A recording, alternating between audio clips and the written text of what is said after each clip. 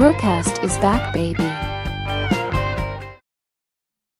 All right, hi everyone. Welcome back for another episode of BruCast, episode number 16. If it's your first time listening to BruCast, make sure to like and subscribe. We're trying to hit the 1,000 subscribers mark. We're getting there, but hey, subscribe. Our guest today is Eileen Gemassmer. But before we bring her in, I have some announcements for the day. So the first announcement is about the official BruCast store. So our store is packed with tons of awesome goodies, from t-shirts to stickers to mugs, all featuring designs that celebrates your love for the show. Whether you're looking to treat yourself or to find the perfect gift for a friend, we've got you covered. You can see here, I'm wearing the BruCast merch, my beautiful hoodie. Make sure to get one. So we put a lot of love and care into making sure that our shop is easy to navigate and our products are top-notch. So you can buy with complete confidence. Plus, every purchase you make help our podcast grow and support us to continue doing a great job. So what are you waiting for? Check out our online store right now. Find your new favorite piece of BruCast merch. One sec. And thank you so much for being a fan, and we can't wait to see you in our store. So for you listeners, my dear listeners, we have a promo code for you. It's BRU10SAVE, BRU10SAVE. 10% discount. The website's bru-cast.com/store. I repeat, bru-cast.com/store. All links on the description below. Our second announcement of the day is, we have big changes. We've got some thrilling news to share with you, all of you. We're excited to announce the expansion of our social media presence by launching BruCast on our new platform. So BruCast is now available on Instagram, TikTok, and X, formerly known as Twitter. Our carefully curated shorts featuring podcast highlights and memorable moments are ready to entertain you on our new social media accounts.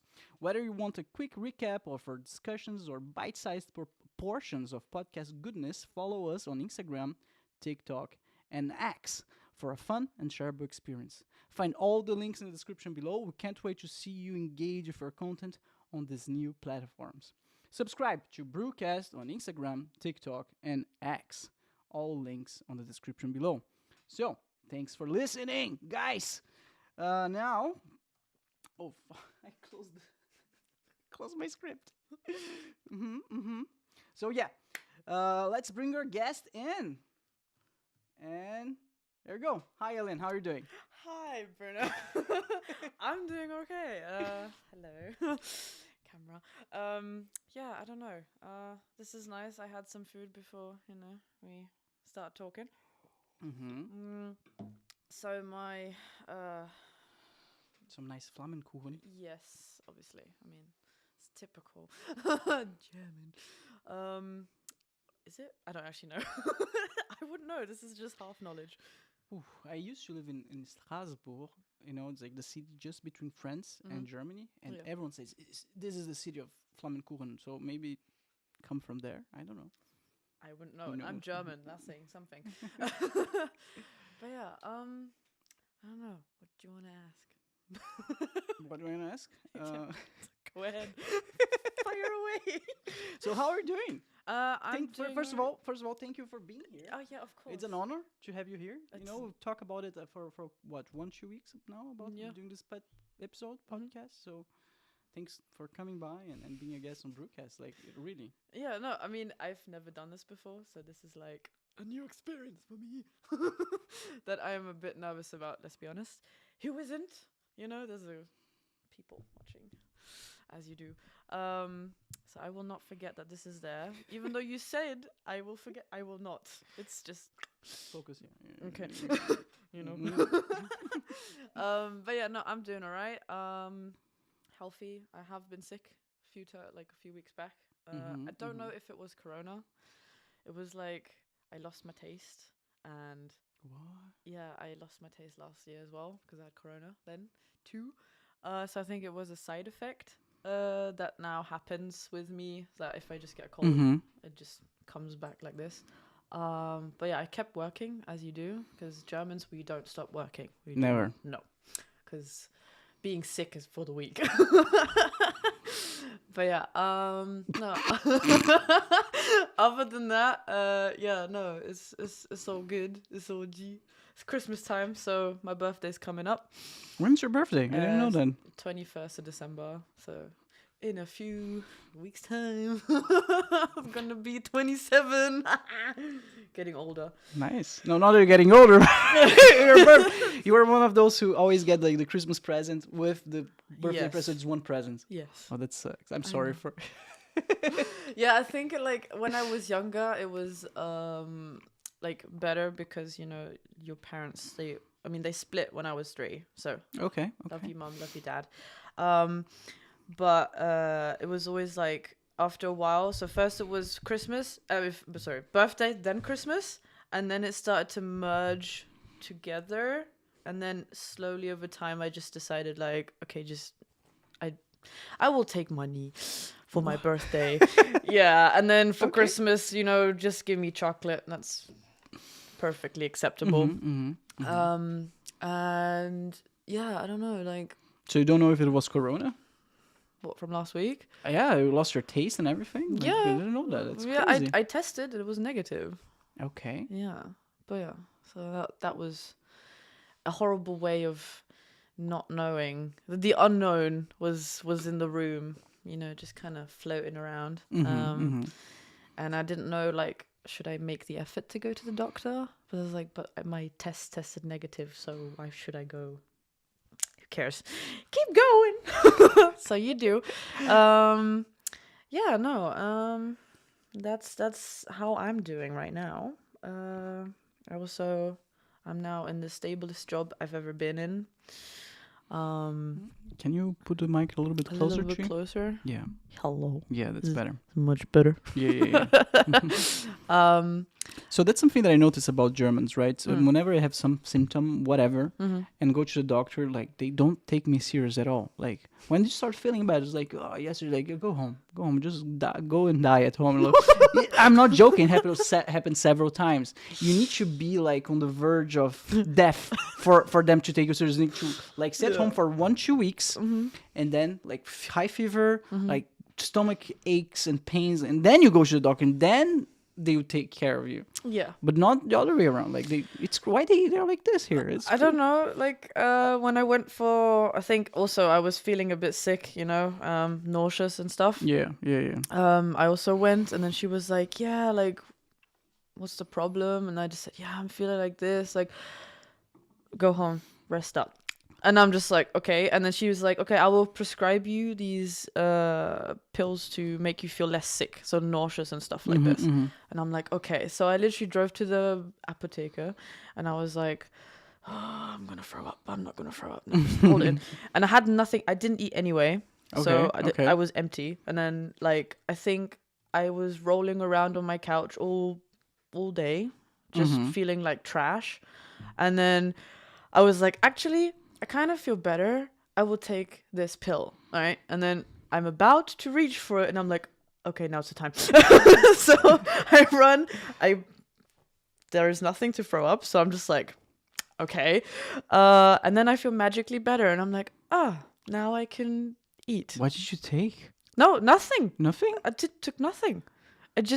My body just decided right now you need to throw up air. There you go. Have fun. What? Yeah. You just got the software update out of nowhere. Yeah, like, just yeah, but after that then I really like made sure, okay, just sip water like very little, and just all right. yeah. So you survived. Yeah. Here we are. Yeah. Very good. Yeah. This is 3rd of December of 2023. Yes. Great. So you told me that you have like you prepare a speech, like a presentation speech or something. What? Yeah. What you practice in the mirror. Oh, right. Yeah. So who are you? Who am I? Well, that's a good question. Who am I? Well, I am Eileen Gemassmer. I am German with a dash of Italian, What? Yeah. You're Italian as well?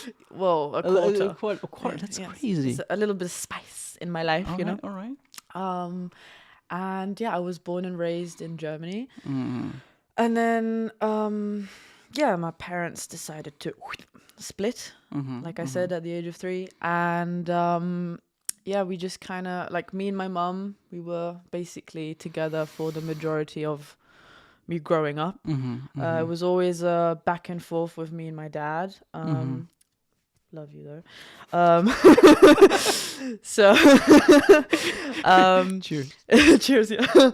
And yeah, like just the whole process of growing up with a single mom, you know, that's like, reflecting back on this now is like put a new perspective on like how I would, if I had a child, if ever, don't even think about it, like how I would raise this child compared to like how I was raised, you know. Don't even think about it. Okay. So, yes. But yeah, no, and I mean, it was hard for her to manage her job, manage me as well, because I was also quite rebellious. Yeah, that's who I am. I'm a rebellious child. I escaped kindergarten. You escaped kindergarten? Yeah, What? With my friend. Prison break? What? Yeah, to go How? stroke her cat. How old were you? I was like 4. Already escaping. Okay, already rebellious. Yeah. Little Eileen. Okay. Yeah. But it's just funny because the doors, they weren't as secure as the doors are today. So me and her, we just walked out and we were like, let's go stroke your cat. It's like, okay, that's cool. Obviously, like everyone in the kindergarten panicked, you know, like, where are they? And then her mum came home and she was like, yeah, they're here. They're just chilling with the cat. My mom was like, oh my God. You know, that moment in life where you think you've lost your child forever or she's been kidnapped. No, she just walked out the door and stroked the cat. That's... As one should. Yeah. Come on. Yeah, it's a cat. It's a cat. Yeah. Can't say no. But yeah, like that rebellious stuff is like carried on throughout my life. I also rebelled against my mom a bunch of times when she said, wait for me in the after school club and I'll come pick you up. All right. And I, one time or a few times, went like, no, I'm going to walk home now on my own because I'm an adult now. All right. So I walk home, my mum literally like eek, pulls up next to me and is like, Eileen, I told you, wait there, no. And like, I'm just like, but mom, you took too long. Like, I'm not gonna wait. I want to go home.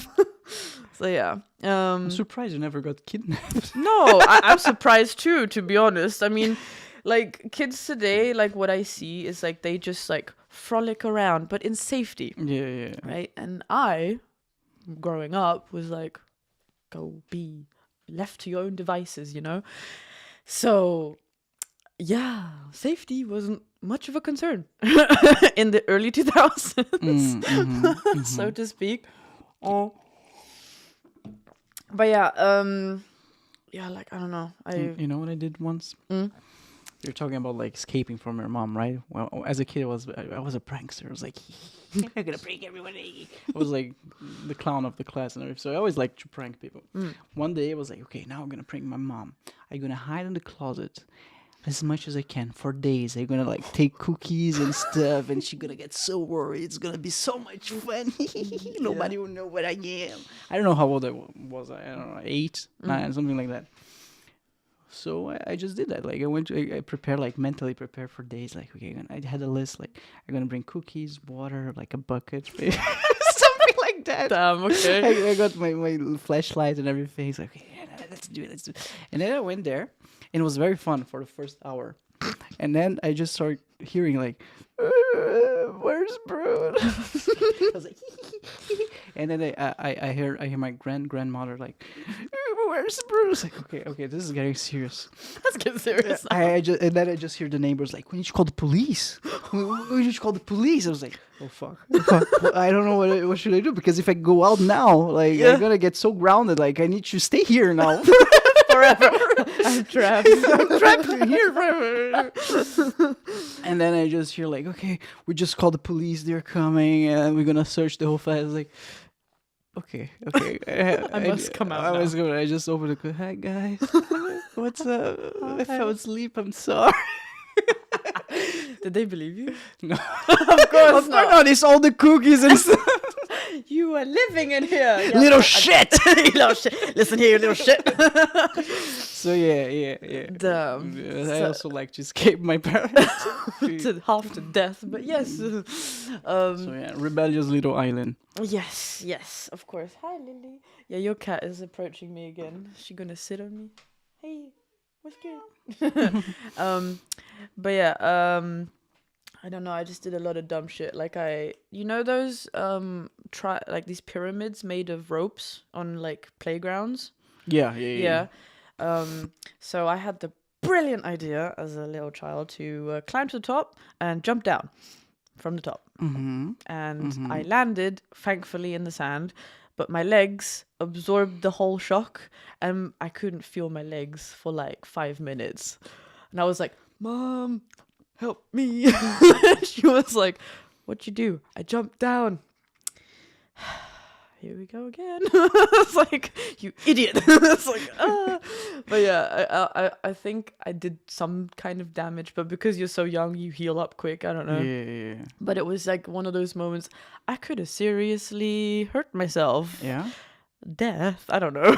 Wow. But Come on. As a kid, we were like made of rubber. So yeah, so it didn't matter. But it's like, those kind of moments. And then like one time I climbed a tree, and this was again, I was out on my own in the forest, and then as you do, you climb trees, and then this particular tree had a root which was like sticking out.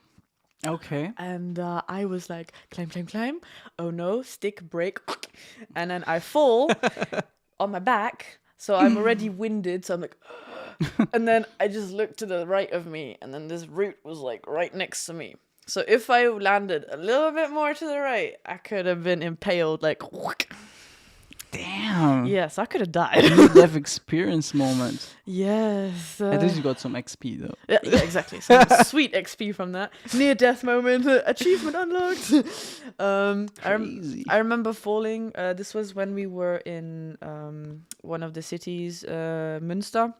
There's like this big botanical, what was it? Like lots of plants and stuff exist in this garden. It's huge. And there was like a swan family swimming along, and I was like 3, and I wanted to feed them.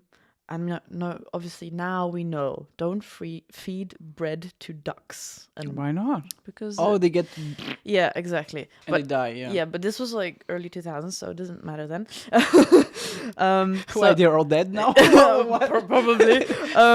But yeah, I wanted to go feed them, and I went through like the shelf, like the tall grass, and then I tripped and fell, and the stick was like in my knee, and I have a scar from it now. What? Yeah, like this. You got pierced? But yeah, Wow. so I can now be the Skyrim NPC and like, well, I was an adventurer like you, but then I got a stick to the knee, as you do. But yeah, that was a memorable moment. I'll never forget that, because that shit was scary. Like, you just see. How old were you? How old were you? Oh, 3.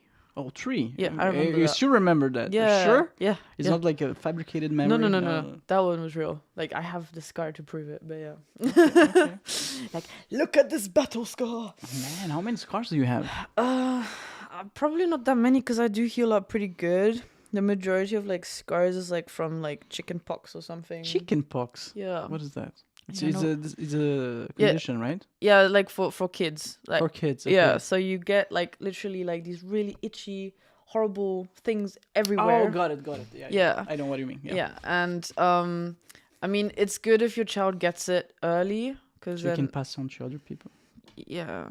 Isn't that a thing? Like, if your kid gets it, you need to bring other kids so they all get it and it's done. Yeah, because it's your immune system is like more ready to tackle it at a young age than when you get it when you're older. I mean, some people get it twice in their life, and like when they're older, like they suffer way more. So thankfully I'm sturdy. I'm built like a, how we say, gebaut wie ein Schrank. Wardrobe. Yeah. Some German lessons for you folks. or built like a tank, I don't know, but yeah, they say something like this. And then just I've never broken a bone in my life. Come on. No, never. Only what's it called? Like bruised. Bruised, yeah. Yeah, or not fractured, I guess, but that's not broken. That's just like a tear in the bone. So so that doesn't count. All right, so near-death experience. You almost got impaled, right? Almost lost your knee. What else? Hopefully just all. No. I almost, I could have had my knee or my hip broken by a horse. Oh yeah, you like horses a lot. You worked with horses. Yes, I did. Oh, that's so nice. But yeah, I got kicked really hard on my thigh, right smack bang in the center. Thank God. Got kicked on my head. Like while it was she's so good. I got kicked in my head, almost broke my head, but I love horses. It was all worth it. It was worth it. No, it like it just showed me like, oh, I'm kind of indestructible, but I'm also still fragile, you know? Like, yeah. I did you know your tailbone? Yeah, I did fracture that. So that was a major cause of like a lot of my migraine issues.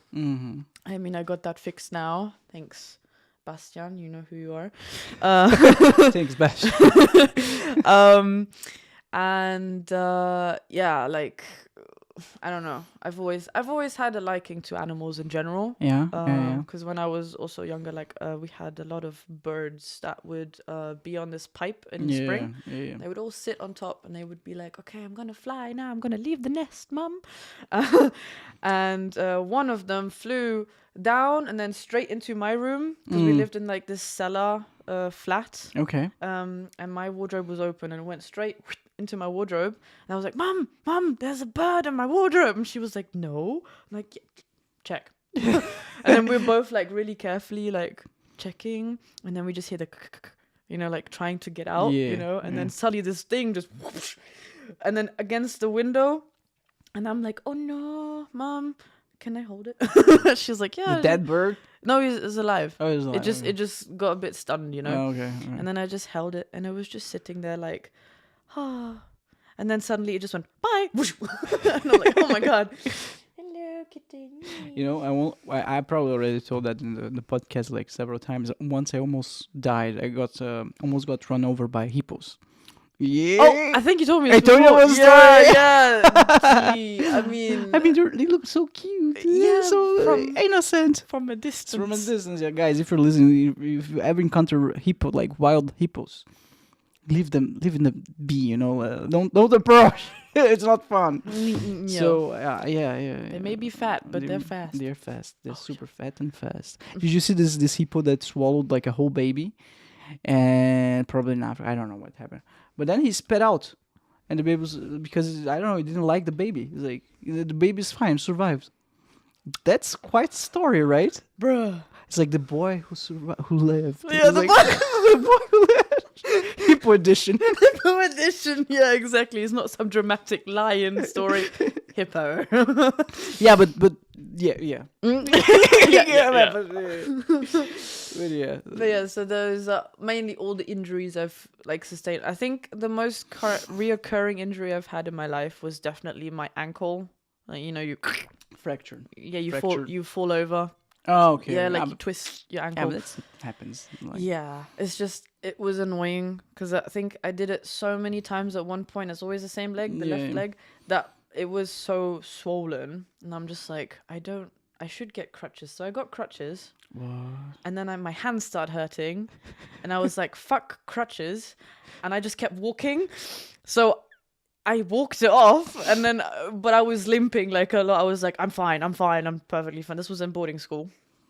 Yeah, which is another story. So my mum married a British man. Yeah. Yes. Because sorry, you were like, I'm paying attention. So she married a British man, and then like, because he was in the army, we moved around a lot, right? Mm-hmm. And then we decided to put me in boarding school because it was just better. Now we had 3 choices of boarding school. The first 2 was all girls. Mm-hmm. Ugh, get me out of there.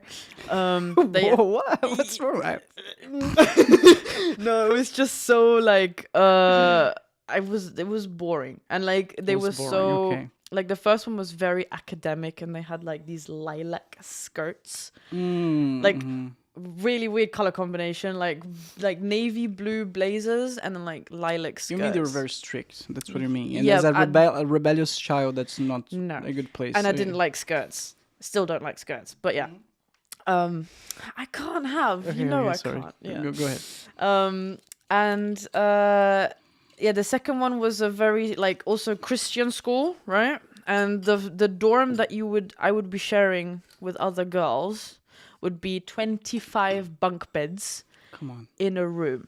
Come on. The size of a hall, right? So I was like, bruh, no, this is not for me. And then the third one, which I obviously went to, they had horses on site, so on the grounds, and they had mixed, so boys and girls, and I was like, this is the one. I'm going here. Yeah. So it was decided. And then from then on, like 8 years of my life, I spent in a bubble. So boarding school, but it's not Hogwarts. I'm sorry, children. It's not Hogwarts. In England, right? Yeah. Okay. So that's why my English accent is so pristine. Bottle of water. I have a bottle of water. I love it. Yeah, most people love it when I just go, yeah, can you pass me that bottle of water? Because I have a bottle of water right here.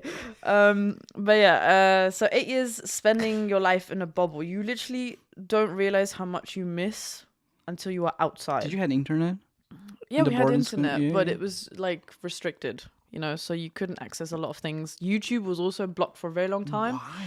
Because they want to protect our innocent little children minds. Yeah, I know. Okay, sorry, go ahead. Yeah, no, it's I'm okay. going to start renting. Goddamn. Expose these kids. Yeah, no. So No. Okay, sorry, go on. No, but yeah, so it was a nice fun time, like, because then I had all my friends In the bubble. Yeah, in my bubble. Mm-hmm. When I went home to my mum, I had no friends, because obviously I went from England back to Germany, or from England to a different city where I used to live. Yeah, and I had no friends because I didn't want to go outside, because I just wanted to be at home. A shut-in. Just home. I like it here. I can play my PlayStation. I can do all these things and have my annoying little brothers around me. But that's fine. Don't worry, I love you guys. Peace. No, I think because I'm like, I have 6 siblings. Right? Yeah. 3 at my mum's, 3 at my dad's. And I remember when I was 10, the first time I saw my younger brother, I was like, oh no, I'm gonna have to share. I don't want to share. That's normal, right? Yeah. You learn to share over time. Yeah, I was very protective. I don't know, do you know these like little figures, Schleich? Schleich? No. No, okay, they're like little Lego figures? No, it's like horse figures that are like really well done, basically. Like Playmobil? Yeah, I know. Yeah. So like rubber, but the hard type. Got it. Yeah. So I had like a bunch of those, and obviously he wanted to play with them, and I was like, no, these are mine. And then he would cry, and I'd be like, fine, you get one. Like the tiniest one, like, take it. This is yours. And then I would just play with my other stuff, and he would just try to butt in, and I'm like, no, go, shoot. Off. Yeah, exactly. But that was like the beginning stages of when he was like 2. Yeah, when he started walking. He also tried to copy me, like, with arts. Because I had a massive canvas with the dragon that I started to draw and stuff. And That's paint. cool. Yes. I was also very proud. You're also an artist. We cannot forget that. Yeah. She has this big Wacom tablet. It's amazing. Yeah. But yeah. So yeah, and then he took a ballpoint pen and just drew on the wall. But he tried to replicate my dragon on the wall. He did a really good job for like a 2 to 3 year old. I was like, but who had to clean it? Me. So, and I made him sit with me while I was like scrubbing the wall. Like, this was good, James, but not on the wall. Not on the wall. We need to do this on paper. And he was like, okay. And then, I bonded with him that way. So That way. yeah, Okay. like over art basically, because I thought at first. I thought it was vandalism. Sorry. Well, I mean, yeah, but vandalism. We now destroy cars together. Yeah. Brotherhood. Street Fighter style, like. No, but yeah, that's how I bonded with him, and I think I started to appreciate like his presence more over time. And then the twins came in, which was, I was in boarding school. My mom decided to just share this knowledge with me, like, by the way, do you want another sibling? And I'm like, why? Are you pregnant? She was like, well, yes, with 2. And I'm like, no. So you stayed 8 years in the boarding school, right? Yeah.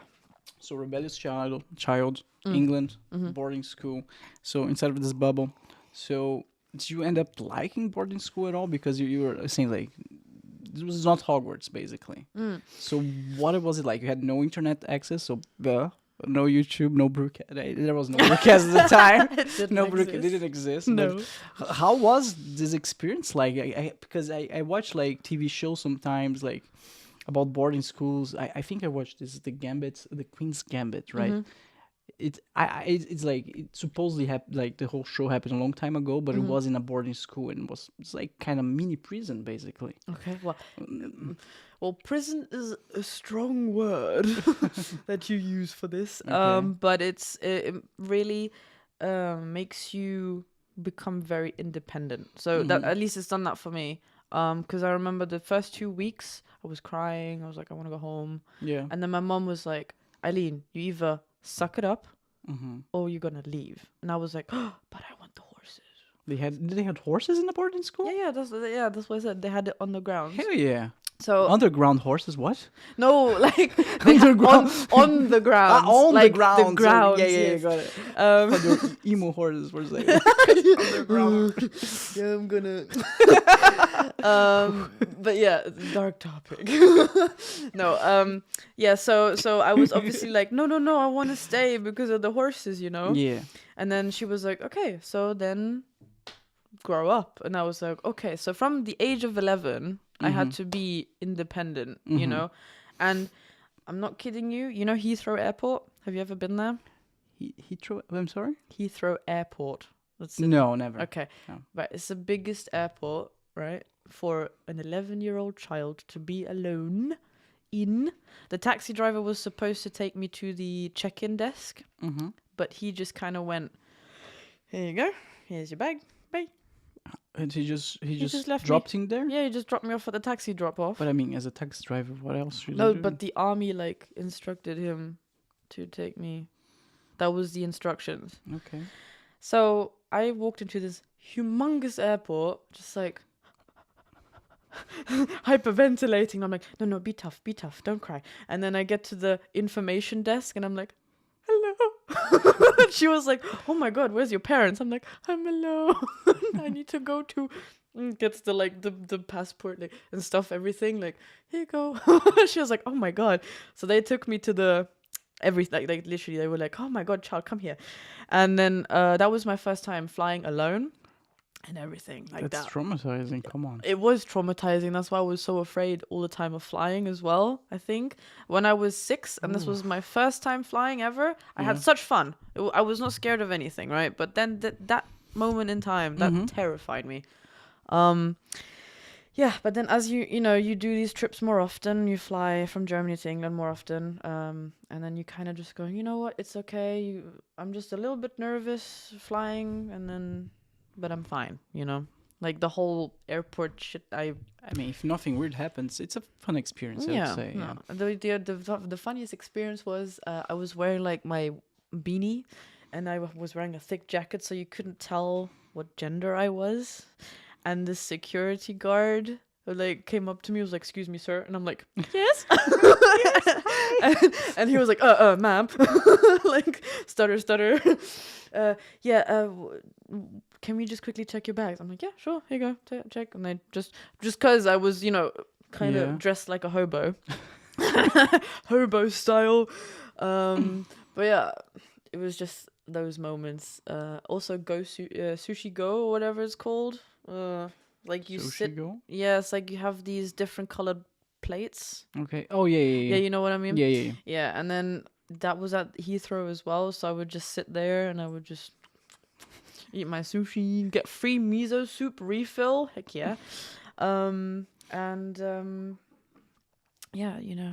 Every time that I go to the airport, you said you were like 1/4 Italian or something like that. Mhm. Like, it also happens that my family side, like my father family side is also from Italy, so I happen to have the Italian passport, which is very weird because I never lived in Italy. I don't speak Italian at all, but I'm in Europe. I'm Italian. Yeah, I'm Italian, but I was born in Brazil and lived in France. I speak German. Yeah, like what is Doesn't this? make any sense. So No. every time that I travel, I go through the airport and security check. Like they just take my passport. Ah, italiano, buongiorno, and I'm like, hello, Bon dia. bon dia. Like, and then they look at the passport, they look at me, and I was like, hey, come with me, boy. They always take me to the room and like, is this passport real? I was like, yes, I swear. And I took the picture, was like a teen, so I don't look anything like I used to. Like, that's not you, bro. Like, you're coming to me, you're going to jail. I was like, no, please don't. I'm innocent. Why? Buongiorno, I can parla italiano. No, I'm not joking. Like every time. Oh damn, that's such a struggle It is. that I don't have. Sounds like a you problem. Yeah, because you. Very nice. You're welcome. We were talking about empathy earlier, right? Yes. Yeah, a lot of very empathic of you. Oh yeah. Of course. So, but because you have a German passport, and as far as I know, if you have a German passport, you're not allowed to have any other passport.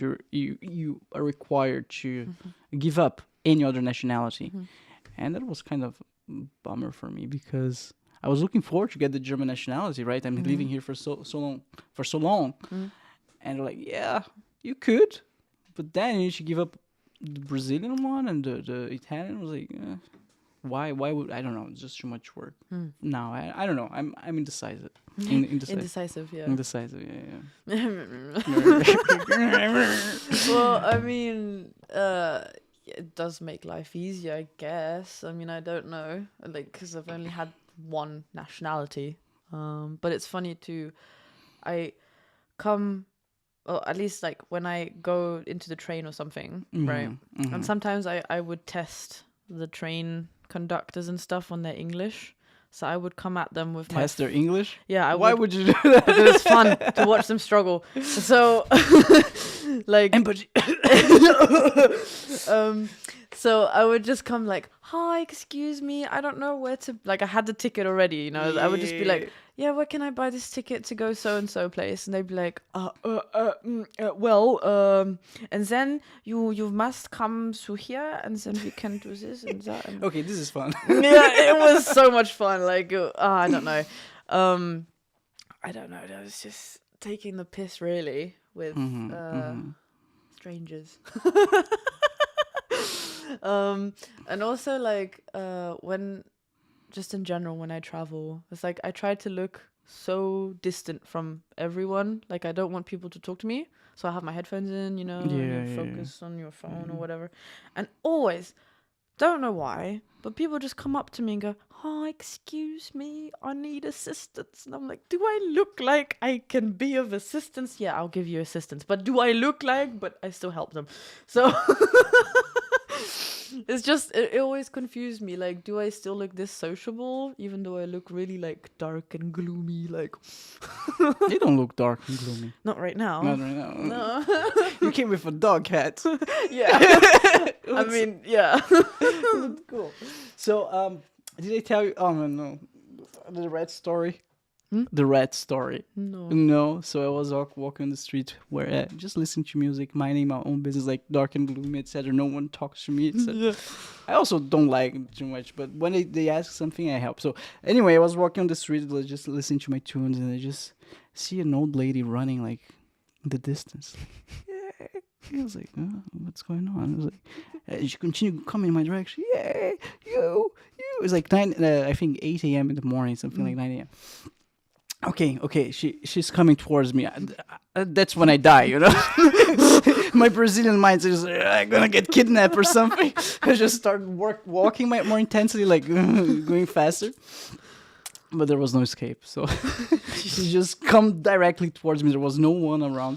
It's like, okay, what's going on? I take my headphones out, and she was like, you're the young man that I've been looking for this whole time. I was like, oh, wow, thank you.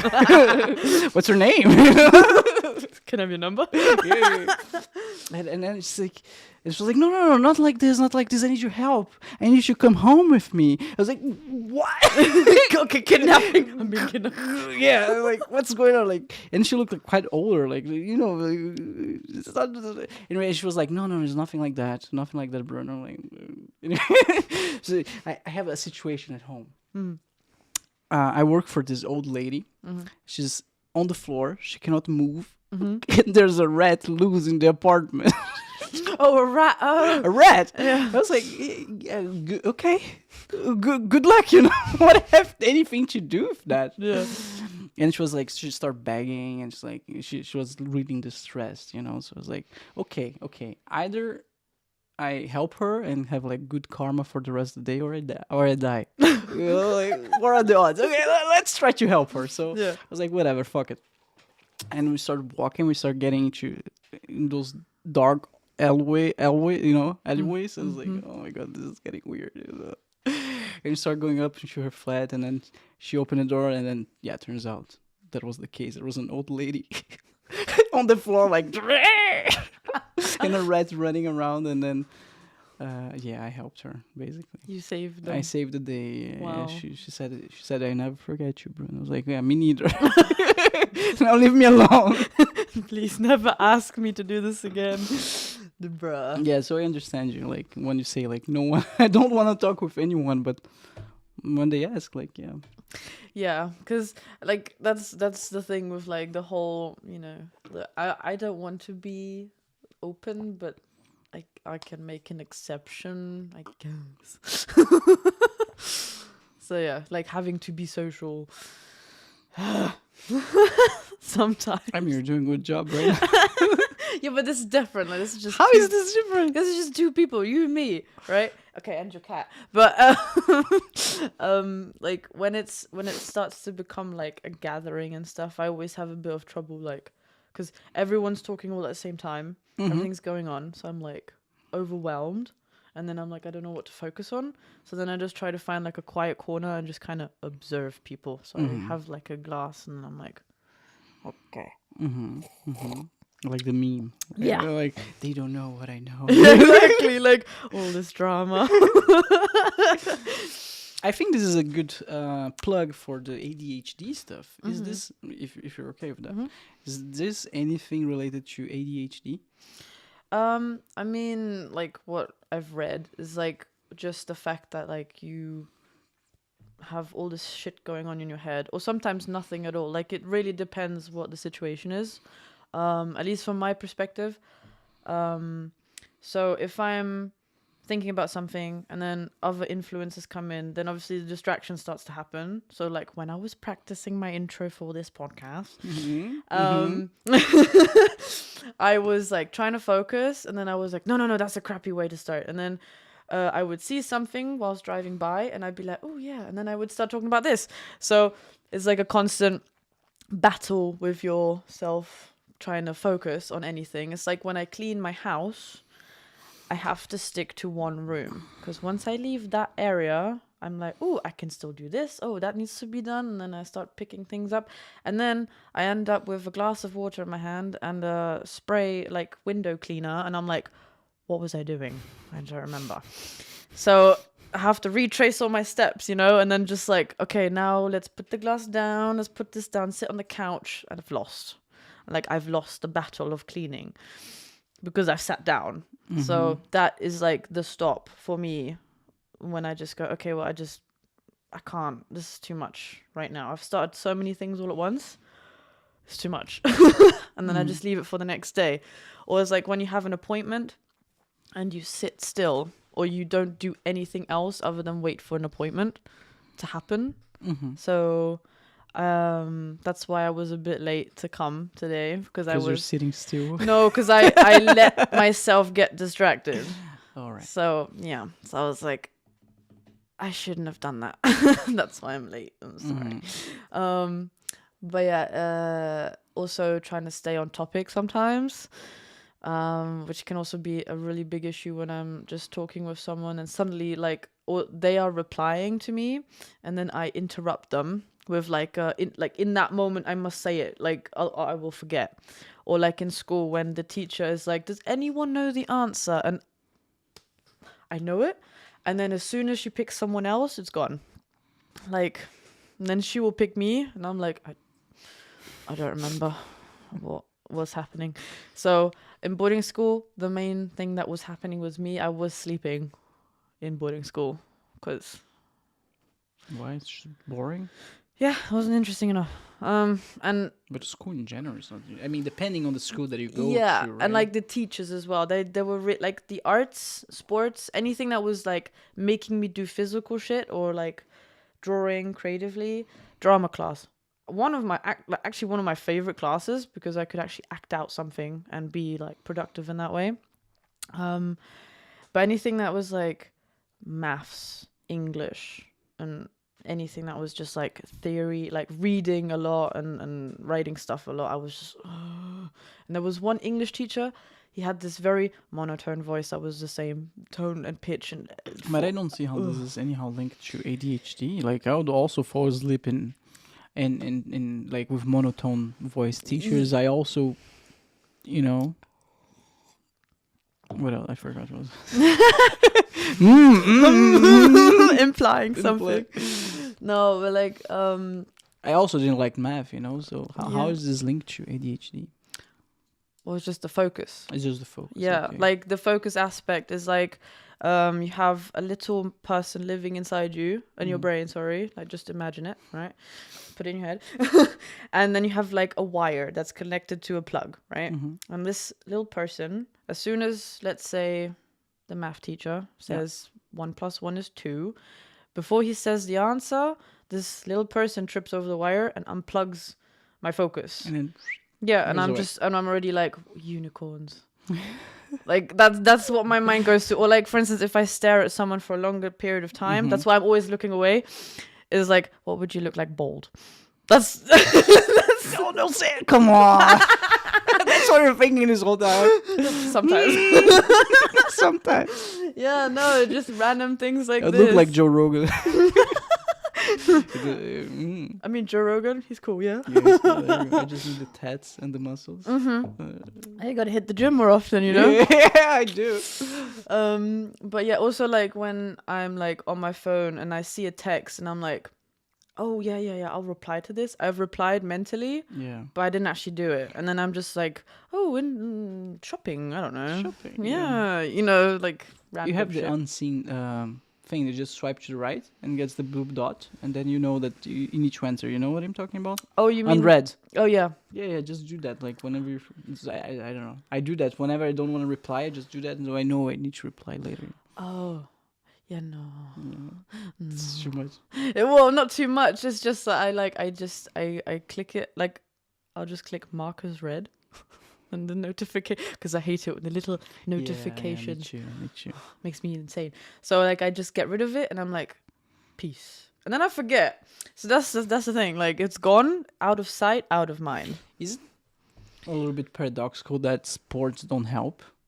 Because sports, you said you never like to do sports. Like No, I love sports. So you love sports. Yeah, Do yeah. they help with like the voices and the mental? Yeah, because it really like for instance football. Yeah. I was always goalie, so I could like, I would watch other people and I would make up stories, and by the time I see the ball getting closer, I'm like ball, ball. So like this, and then I tried rugby. Rugby? Oh, Yeah. that's nice. It was tough, but like it was also a bit too much, you know, physical, because I also had a lot of anger issues before. Yeah, I was extremely reptilian brain, you know, like okay. yeah, where a lot of frustration. Rugby is a good sport for that. You know. Yeah, but I carried it over to more than just my sport. Like it went, Okay. yeah, and that's not good. We avoid that.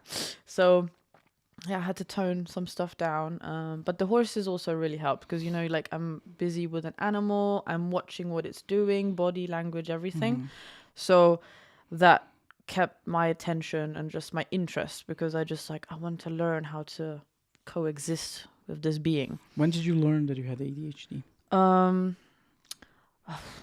actually don't know. I think someone just told me. Come on, if it's not a doctor who told you, it probably No, they just... It's like... a friend just said, "Hey, maybe you have ADHD," and you're like, "Yeah, I guess." No, I was No? unsure. I was like, nah, I can't Yeah. have it. And then like I read a shit ton of stuff and I'm like, oh no, That's me. that's me. On so many levels. I was quite scared. Yeah. Why? Yeah, because it's like at first I just thought I was normal, you know, everything I was doing, but I was always an outsider Mhm. of people's groups. I never actually had like a solid friend group. I was always kind of bouncing around. Between friends. Yeah, so which was nice because then like one person had beef with this person in a different friend group. I could be the mitigator in the middle and calm both sides down. So I was like the peacemaker, right? Eileen, the peacemaker. Yeah, I mean, I'm gonna change the name of the episode. just like Eileen the peacemaker. No, but it was like I didn't feel like I fit in anywhere. Mm-hmm. And especially when I was working with the horses, like there's a certain type of person that works with horses. Nothing against you people, love you. But it's just like sometimes they are really stuck up. What that means? Full of themselves? Yeah, Okay. like pretentious. Pretentious. Yes. What are you doing? What are you typing? Just taking some notes here. Okay. And I'm just like, I'm very tomboyish. I'm not not extremely feminine, you know. I'm more like a bulldozer that goes through the wall. Okay. Yeah, I'm very And strict. this is not a good personality to work with horses then. No, to work with the people, like To work with people who work with horses. Yeah. When did you start working with horses? Because you stayed I like 8 years in the boarding school in England. Yeah. And then when you came to Germany, Yeah. you started working with horses immediately. No. No, first it was just school, and then it was slowly How old were you when you came back to Germany? 19. 19. Okay. Yeah. Okay. So, like, hold on, my mind is wandering. Calm. So, yeah, I started working like that was my dream because I could specialize in boarding school, right? I could pick the subjects I wanted to focus on, and obviously, my dad was like, "Oh, you sure you want to do this? You know, this is quite like with the horses, like." Why not? If it's your passion. Yeah, exactly. I mean, he was trying to get me like to do something else, but I didn't have the grades because like when you transfer grades from England to Germany, like from what's it called, college status, so like A levels to 9th grade Realschule, like that drop because Really? one grade in my science was from a 4. And that took it all down. And I'm like, are you fucking serious? So my dad was pissed. I was pissed. Fucking Germans. Yeah. Too high standards. But yeah, it was that. And I was just like, you know what, Dad, I'm gonna go for it, right? Yeah. So he helped me a lot as well. And my mom, she was always like, do what you want. Oh, She was very like, that's nice. Yeah. do it. And my dad was like, try. Just try. If it doesn't work, well, at least you tried, you know. But I warned you. So those 5 years working with horses has taught me a lot about, first of all, you have to be very independent, but also you are dependent on this like work. Animal? Yeah. Work. Just the whole process, like, because when I did my apprenticeship, that yard, very family like kind of style, how they handle things, and it was like no plan versus no plan. So they kind of just did things on the fly, which was okay, but you know, sometimes a bit irritating. And then when I moved like to a different yard, the bigger one, No. So there was several yards, and each yard contained a certain amount of horses. Yeah, the first one was like 30 horses max, Mhm. and then the bigger one was like 250. What? Yeah. When you say like you work with horses, I imagine you in a farm with 15 horses, and some cowboys and cowboy. stuff like that, like living the I life, wish. Now you're talking about 200 horses? 250. That's insane. Yeah, you have to remember, like, the majority was like Wait a young minute. horses. I need a toilet break. Toilet break. Hold on. Hold your horses. Hold your horses. We're gonna come back in 2 minutes, guys. 1 second.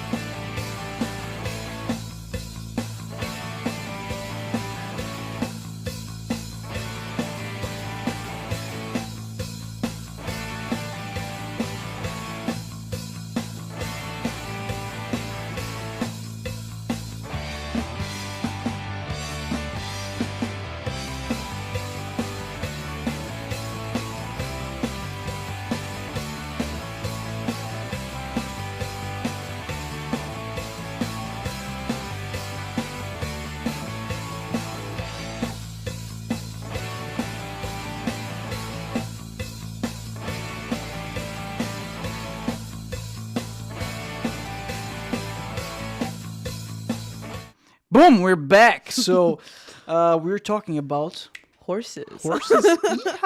Yeah. But yeah, so you imagine me being on a farm with 15 horses or so. Like, yeah, definitely. No, that's that's not Keep going. that's not how it was. Sadly, we're not in America. No, what the the German way of dealing with horses is more like a machine. What? Yeah, like do you mean, they're so machine? like a production center. So you have the young horses, and then you ride them in, and then you develop them on their strengths and weaknesses. And basically that was like in itself just a change, because before it was a jumping stable.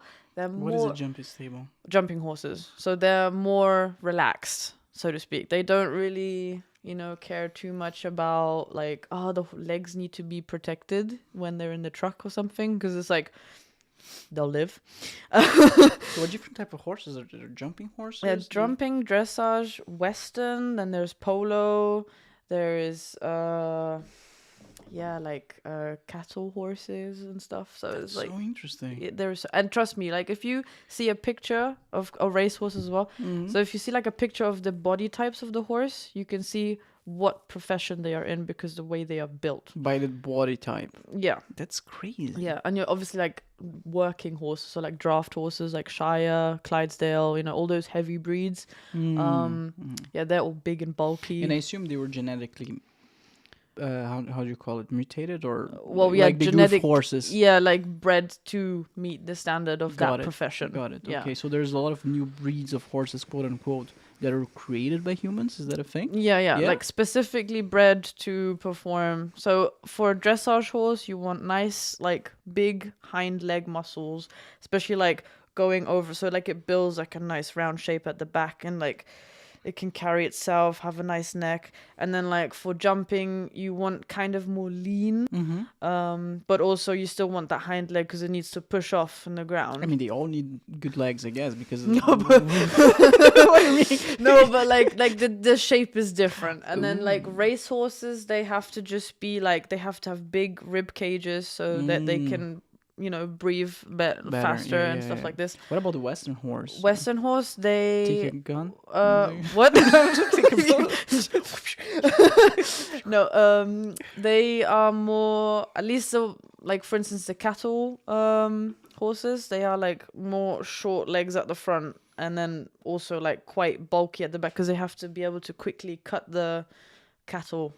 Not like with a knife, but you know what I mean. Yeah. Like running between them. Yeah. So they split the calves from the normal cows. That's so interesting. So you guys would be responsible, like you specifically, would be responsible for what? Like cleaning the horses or selling the horses? Yeah, cleaning, exercising, feeding, just everything in the background, like that you can imagine. Also, like not necessarily like riding because that wasn't my profession. But you could if you wanted to. Yeah. Like I did have basic, I have basic riding knowledge and I can sit all the gates and I can jump and stuff. I would just have to practice a bit because I'm a bit rusty. But yeah, other than that, like I have a lot of like health knowledge as well. So like if there is a certain type of disease or something or a problem that a horse has, like it's lame, how can you identify it? Like basic stuff. But aren't there like horse doctors, like doctors that are only for horses? Yeah, of course. Yeah, it's a whole industry, right? Yeah. The horse industry. Yeah, and obviously you have your farrier, so like the people that do the feet. That's called a farrier? Okay. Yeah. I've also done 1 day working with them. That's a tough job. The guy I was working with, he was like 2 meters tall. So imagine doing a Shetland pony that's like very small, like the hooves. So he told me like he's on his knees doing this tiny little pony, just like. I'm like, God damn, did you break your back? I felt like it, yes. So going back to the farriers, so what, like, because the horses, they have one big nail. So what is the farriers responsible for? Like shaping, cutting, possibly adding a special kind of shoe if the horse has a problem with its normal hoof. But yeah, like it's a lot of responsibility. That's crazy. Imagine like you, as a kid, like I want to be a farrier. I want to grow up and take care of horse fingers. It's a very specific job. That's what I mean. Yes. So when you're a farrier, for example, you just do that, or you also have different responsibilities? No, that's all you do. Basically, all you crazy. do. Yeah, you just turn up. You say, "Hey, what horse needs done?" And then 4 hoofs done. But I always found like because obviously every horse has a different genetic makeup, so obviously the hoof quality will be different, right? Genetic makeup, okay. So I had a few horses that had a few like the nail was too soft, basically. So then we had to make sure very dry bedding, make sure that nothing wet, and just was a lot of effort. But it's interesting. That's very it is because like. You just want the best for the horse, and you try as a groom, you try to give that to the horse, right? Yeah. As well, Yeah. like just the best care. It's just the problem was because I had so many horses I had to take care of. How many horses were taking care of at the same The time? max was 21, because me and my rider, we were like, go, That's a lot for one person, 21? Yes. Yeah? Yeah, for the whole day. like every single day, and you had to be fast, like put 4 in the machine, then lunge this one, prepare that one, you know, and then at the same time cleaning and all of this. What was your professional title at the time? Horse caretaker? Well, horse groom, yeah. Horse groomer. Yeah, in German. Or groom. Warte? Pferdewirtin. Okay. Haltung und Service. Like, Haltung that's service. basically the taking care of and then the servicing for, like, clients as well. Got it. So, for example, let's say I buy a horse. Mm-hmm. And I don't have space in my flat to keep this horse. So So I just leave it at your services. yeah. At your care. Yeah. And so, whenever I want to take my horse, I just go there. It's like a stable. The official name of the place was like a Yeah. stable. Yeah. Okay. yeah. So you would come and you'd be like, hi, or you would call me, whatever. Yeah. You'd be like, hi, can you prepare Stardust for me? And I'm like, okay, I'll prepare Stardust for you. Stardust. Yeah, I don't know.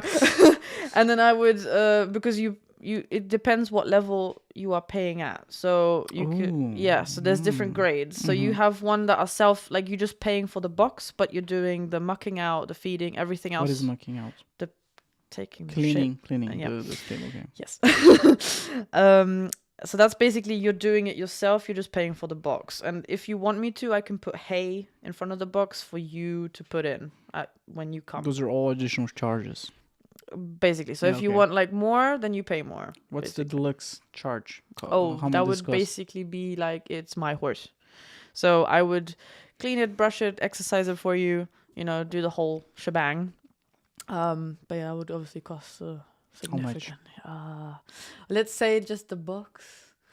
If you're at a relatively cheap yard, it's like 350 to 400 euros. Okay, that's the basic service. Yeah. Okay. And then up and up. It really depends on location. Okay. Yeah. So Got it. So 400, like 300, 400, 500, like what's the basic service like? Because if you just have the horse in a box the whole day and you're just feeding him and taking his poo out, like isn't that kind of sad for the horse? Like he Yeah, of needs to course. exercise, right? So yeah. doesn't you need like a certain minimum, like Well, that depends. Like, that's the thing. Like, if you're doing it yourself, yeah. I don't have to worry about. Oh, so the anything clients else. can come. Yeah, and do you that- just come. Okay. Yeah. And that's like that's again. If you're just, let's say you're just doing home office, and you say, okay, at lunchtime I'm gonna come over, do my horse a little bit, put it back in the box, whatever, and then after you finish, you come back again, then you ride the horse or whatever. You know, so it's really like adaptive to your lifestyle. It's just,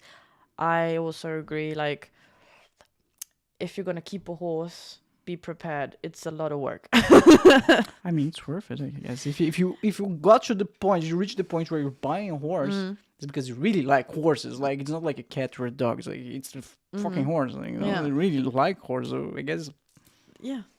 people take good care. Yeah, of of course, no. And that's the important aspect. You have to make sure, like, okay, is it gonna live with a herd, like with multiple horses, Yeah. or is it just gonna have one other horse it's gonna chill with? Because it also depends, like, herd structure, hierarchy, right? There's a horse hierarchy. Yes. What? Yeah, like in There's any a horse hierarchy. Did you not know this? No. Well, in the animal kingdom, there's a hierarchy. Yeah, lion. The tongue. Okay. Yeah, well, yeah, just thinking about predators. No, also in the plant-eating world. So there are the submissive horses and there's the dominant horses. Are there gay horses? Probably.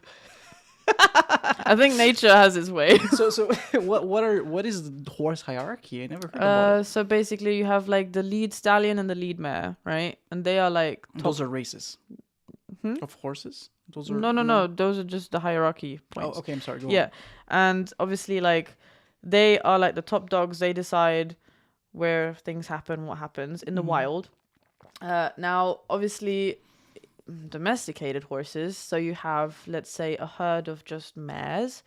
Then, obviously, the lead mare, she's the boss, and she will decide who gets the hay, who's allowed close to the water, when she's around. Really? And then as soon as she leaves, then the submissive ones, the weaker ones, then they come. So it really is like No way. Yeah. What happens if the submissive ones comes first? they attack? will get chased off. So the best way to tell that is like when they have their ears flat. Oh, sorry. When they have their ears like flat and then like low to the ground and they're snaking. So they're literally looking like they're snaking towards the horse, and they're just telling them like piss off, like you're not coming near. it's not your turn, you know. So that just, I mean, it's fascinating in general. for Like sure. just seeing it happen as well teaches you a lot. Like they're not just stupid. Animals are really fucking smart. And also communicating and stuff like this. And it's just like ponies, they have such a person, like a Tinkerbell. They can only have one emotion at a time. So they're either really cheeky in one moment and then lovable, like, oh, look at me, I'm just a cute pony. The next, and then the other time they're like, oh, I'm a bitch right now. Like, so where do the ponies fit in the hierarchy? a pony can run a herd. No way. Yes. Is a donkey a completely different species, right? Yeah.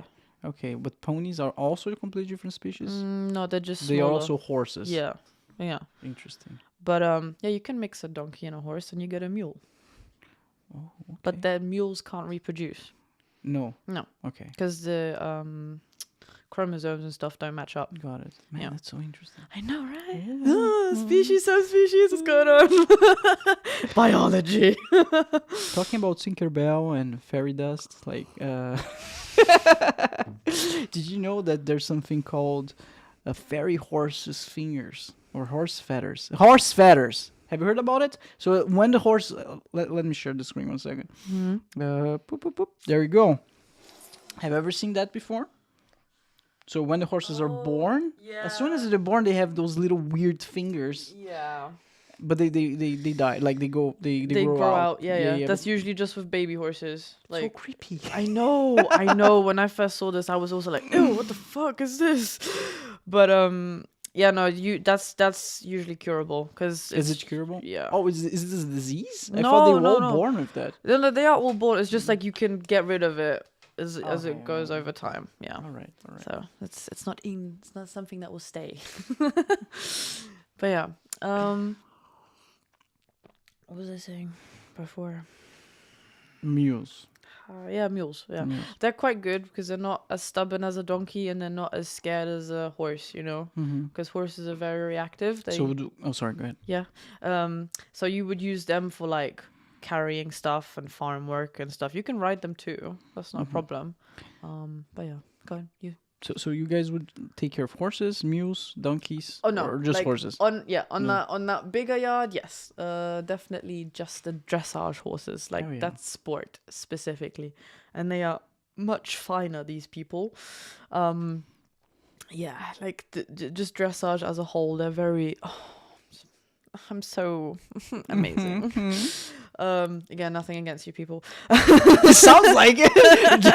No, because like I said, like going back to what I was saying about me feeling like an outsider, because I'm so like, can we talk about anything other than horses, please? Like video games or something like this. You know, I never felt like I was part of this horse group. What? Yeah, because I was just you shared a passion together. You're Yeah, liking this together, and it but- didn't bound. No, like I was like, hey guys, you want to go for like a coffee? Do you want to go for ice cream? You know, stuff like this. And they would say, yeah. And then they would go do something else and kind of leave me excluded, which was just, Yeah, that sucks. shitty humans.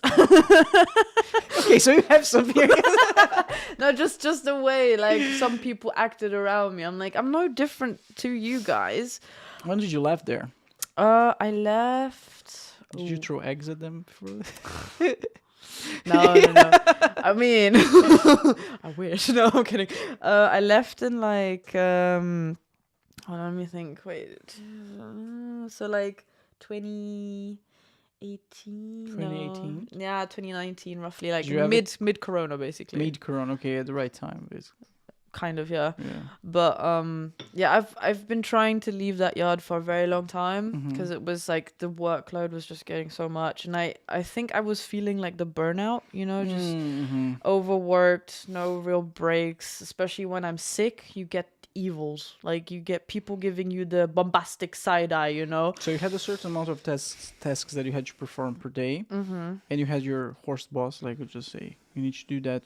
Like, Yeah. And if doesn't sound that relaxing actually. No, it's not. Especially when you're under so much pressure the whole time. And because I can drive the trucks as well, like, oh, by the way, we're going to Bettenrode tomorrow. Let's go, 4 hours driving with that. I have no preparation time for myself. Just let's go. Yeah, basically, like, pack your shit and let's go. And I'm like, okay, that goes my weekend out the window. Come on, isn't there like a relaxing part of the job? Because I heard that people with special needs, they sometimes go take care of horses. Yeah, but that's Or like, llamas and stuff like that. But I think it's not like you're doing the serious business. Like, they go like just to play with the horses and like having fun time with them. So I went like I went for a walk with llamas recently. It was very, very, very relaxing actually, because you need to be with the llama. You need to be present because they have their own time. You know, they have their own range of emotions, and if you go too fast, they stop, and if you go too slow, you know what I'm talking about, right? So, isn't there like anywhere like a relaxing part of this job? yeah, if you go to a like yard that specializes in this, because you have therapy horses. Oh, okay. So that's not something that you guys no care about. No. It was always like money. That's the motivation at the end of the day. Okay, got it. Yeah. So just getting high quality horse pumped out as fast as you can, and that's it. Beautiful capitalism. Oh, yeah. Capitalism. America. Anyway. So America, yeah. The So flag. you left the yard, Yeah. right? During Corona. Yeah, to go to a different yard that No. I thought was better because they had less horses, right? They How many? said to me Yeah. specifically 7 to 9, which is more relaxed. You're tempted, right? Now, More money, less horses. more money, €100 more. Wow. Oh, it's better than nothing. Come on. Well, yeah, but still. Well, I had the apartment I live in now. That's basically from that job. The what from now? The apartment. Apartment. Yeah. Yeah. Okay. Because usually, so the trope is a big yard like the one I was on Yeah. before. They have a room, and then they make you like give you food and a room to stay in, so you don't have to pay rent. That's already basically included in your Arrangements. Yeah.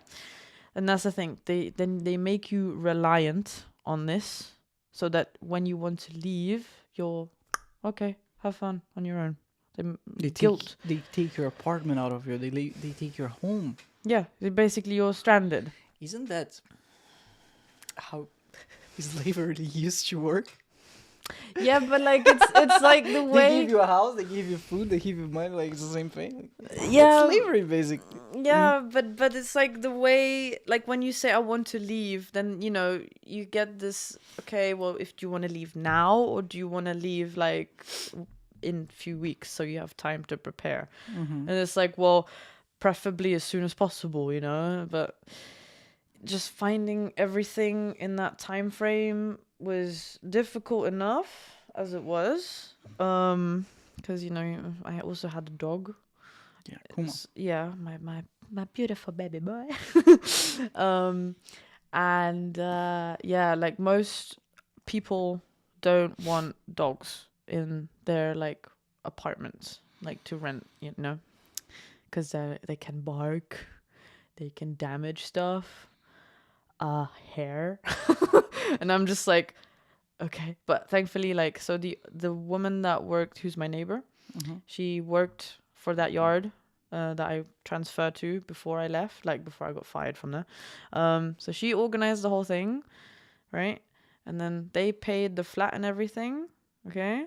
So, but it was in my name, but they paid, right? So kind of still dependent, but not really, because then I actually had my own place. I had a kitchen for the first time. You're talking about the place that you live currently. Yeah. Okay, so once you were terminated or you quit this job, you could still keep the flat. You just had to pay it for yourself. Yeah. That's a way better arrangement than just kicking you out of the place. you Yeah, know? exactly. that's way Yeah, better. which was nice. It's just that like when I got fired, terminated.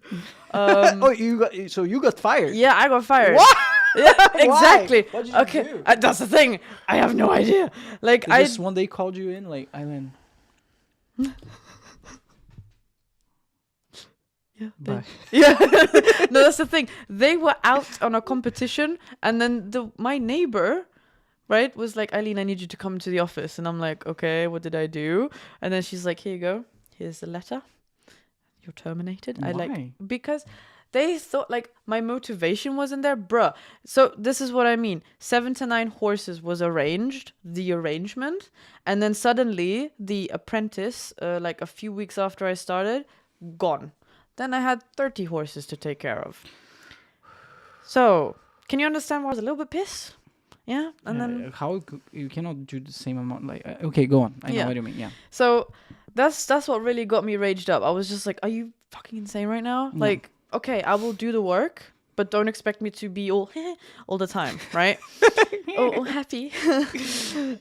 So I did the best that I could, and I mean, I spoke to some of the people that have their horses there that I also had to take care of, and I'm like, hey, do you want me to do anything different? Like, I'm trying to cater to them, like what they want their horse to have done, and there is a plan on the board, right? And I'm like, okay, I will cater to the board, but I also want to personalize the training plan for the horse itself. And I just, did a little bit of, I wanted to get to know the horse. I wanted to do some horse bonding, horsemanship, right? How you do in Western, in cowboy style. So I lunged without anything, just let the horse like watch how it moves and just try to do what you try to do as a horse, a groom, to bond with this animal. And then I get done in for this, and I'm like, what do you mean? Like, I'm just trying to get to know my own horses better. Where's the problem? So, I have something. Oh, shit. All right. Thank you. It's gone? Yeah. All right. But yeah, so that, and then, like, so I was lying and not following the plan, and then also, like, my motivation. You're lying? Yeah, apparently. I don't know what I was lying about. I was like, okay, whatever, just make your assumptions. Okay, so you got terminated, yes. right? So as far as I know, here in Germany, you have like it's 3 months notice. 2 months. 2 months. Okay. Yeah, 8 weeks. So you had 2 months to find another source of income, basically. Yeah. Well, that's the thing. So they terminated me, and then I was like, okay. So in that week, I was like, I'm kind of done with this shit now. I've just been used and abused. Slavery. Fuck the horse industry. Yeah, no, I'm joking. I love horse. I don't know you guys. Sometimes, yeah. Fuck the horse industry. Nah. Yeah. Nah. Okay. Yeah, it's fine. I've worked in it, so fuck you guys. But also love you, but also hate you. It's a love-hate relationship, okay? Don't say anything. It's okay. I'll take the blame. It's cool. But yeah, so what was I saying? Oh yeah. Fuck the horse industry. Yeah. They asked me like, okay, do you want to stay for the last 2 weeks of the month and finish the month, and then we can let you go? And I was like, yeah, I'll stay.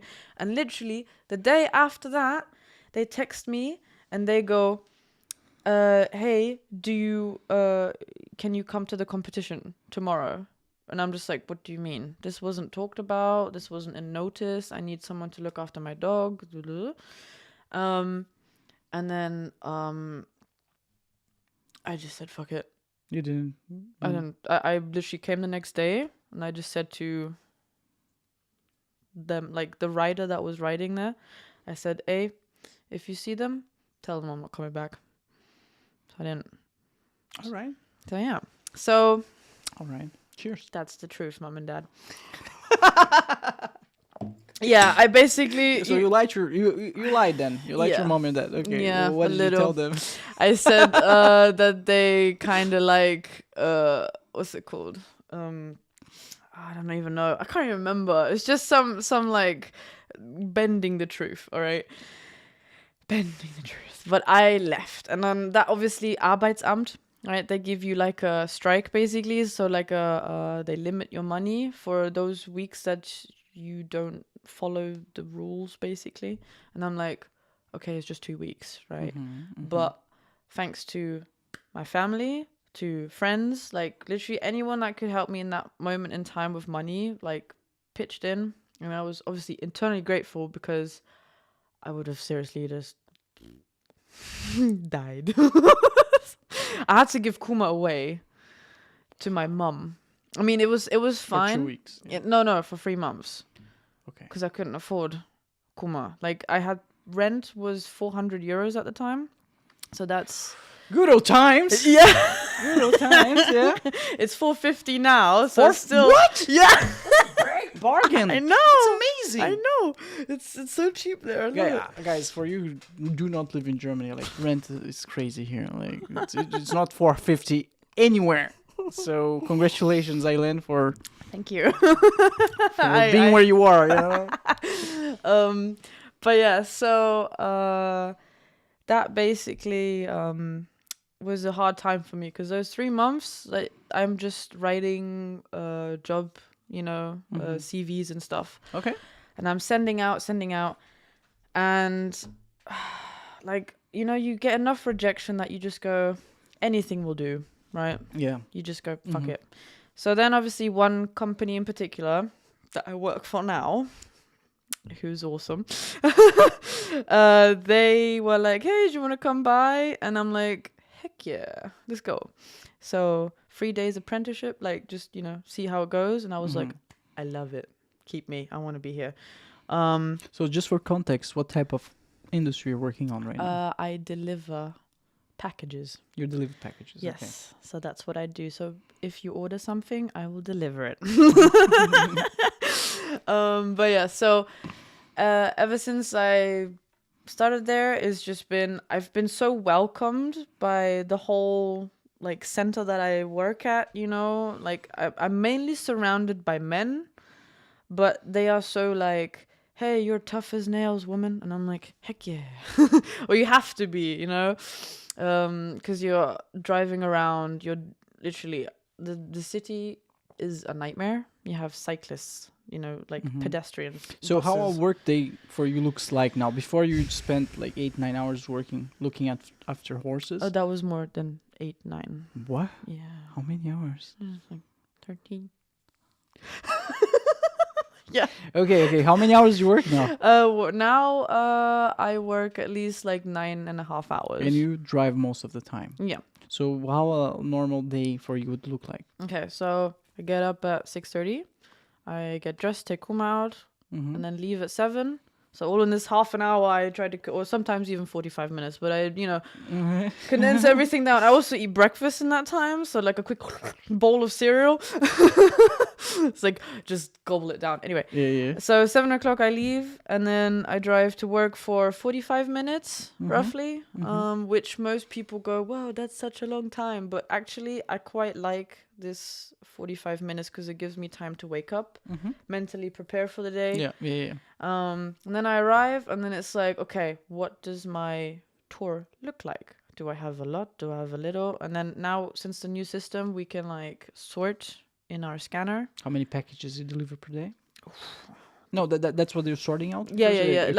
Like with the how I'm going to drive. Oh, okay, how you're going Yeah. to drive, okay. So before the system, everything was sorted via street, right? Which was good because you learned your tour already, having to think about all of this. But now, like, because I know my area, all I have to think about, okay, so what area? I'm express as well. Where am I going to go first? And then you just sort your thing, and then you drive. Usually I drive at 8:40. I go, and then I start my first delivery at like 9 o'clock, 9:10, depending how the traffic was. Yeah, and then I literally just keep going throughout the day, and like my lunch is usually at 2 Okay. for 1 hour or 45 minutes. So you just park somewhere with your big truck and Yeah, whoop. yeah, just eat, chill, sort out anything that I need to sort out, and then I continue. Yeah, and because it's winter time, because it's Christmas, yeah, that sometimes takes a bit longer because there's so much. Got it. But Yeah. you have someone helping you basically. Yeah, so yeah, sometimes like from Monday on, I will have someone to help me until the Christmas rush is done. Basically. What happens if you have like a package that's so big that you cannot take out of your truck? How do you do it? So first I go to the doorbell, just check if the person is even there, because I'm not gonna break my back for nothing. So check if they're there. If they're there, I ask, hey, I have a package for you. Do you want to come downstairs? Yeah. And help me? Most people say yeah. There's only been, I think, 2. Maybe old ladies and stuff like that. Yeah, they just say no, or I can't, and I'm just like, well, I don't know how else I'm gonna get this out. And then sometimes some neighbors come and help, but generally most people come and help me. And then I don't have to, but because I'm nice and I give good client service, I carry this shit up with them to their room, and that's it, to their house. So that's basically how nice I am. Appreciate it. But the most important thing is you have to keep a cool head all the time. Like, don't let little things rage you up. Like what?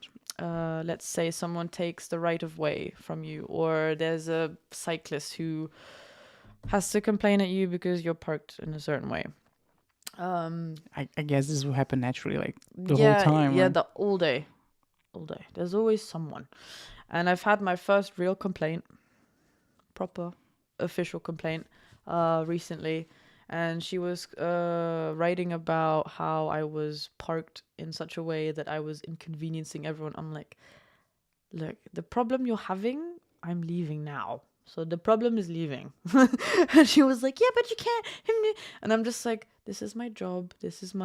The streets are my office, right? So you actually had this discussion? Yes, I had this while I was walking, right? And she just kept following me like a puppy, like, and I'm just like, woman, I'm telling you I'm going. And the more she kept pushing me, the more I got like, and I'm just like, I still kept to my script of, I'm leaving now. I know what you're saying, but it's irrelevant because I'm gone.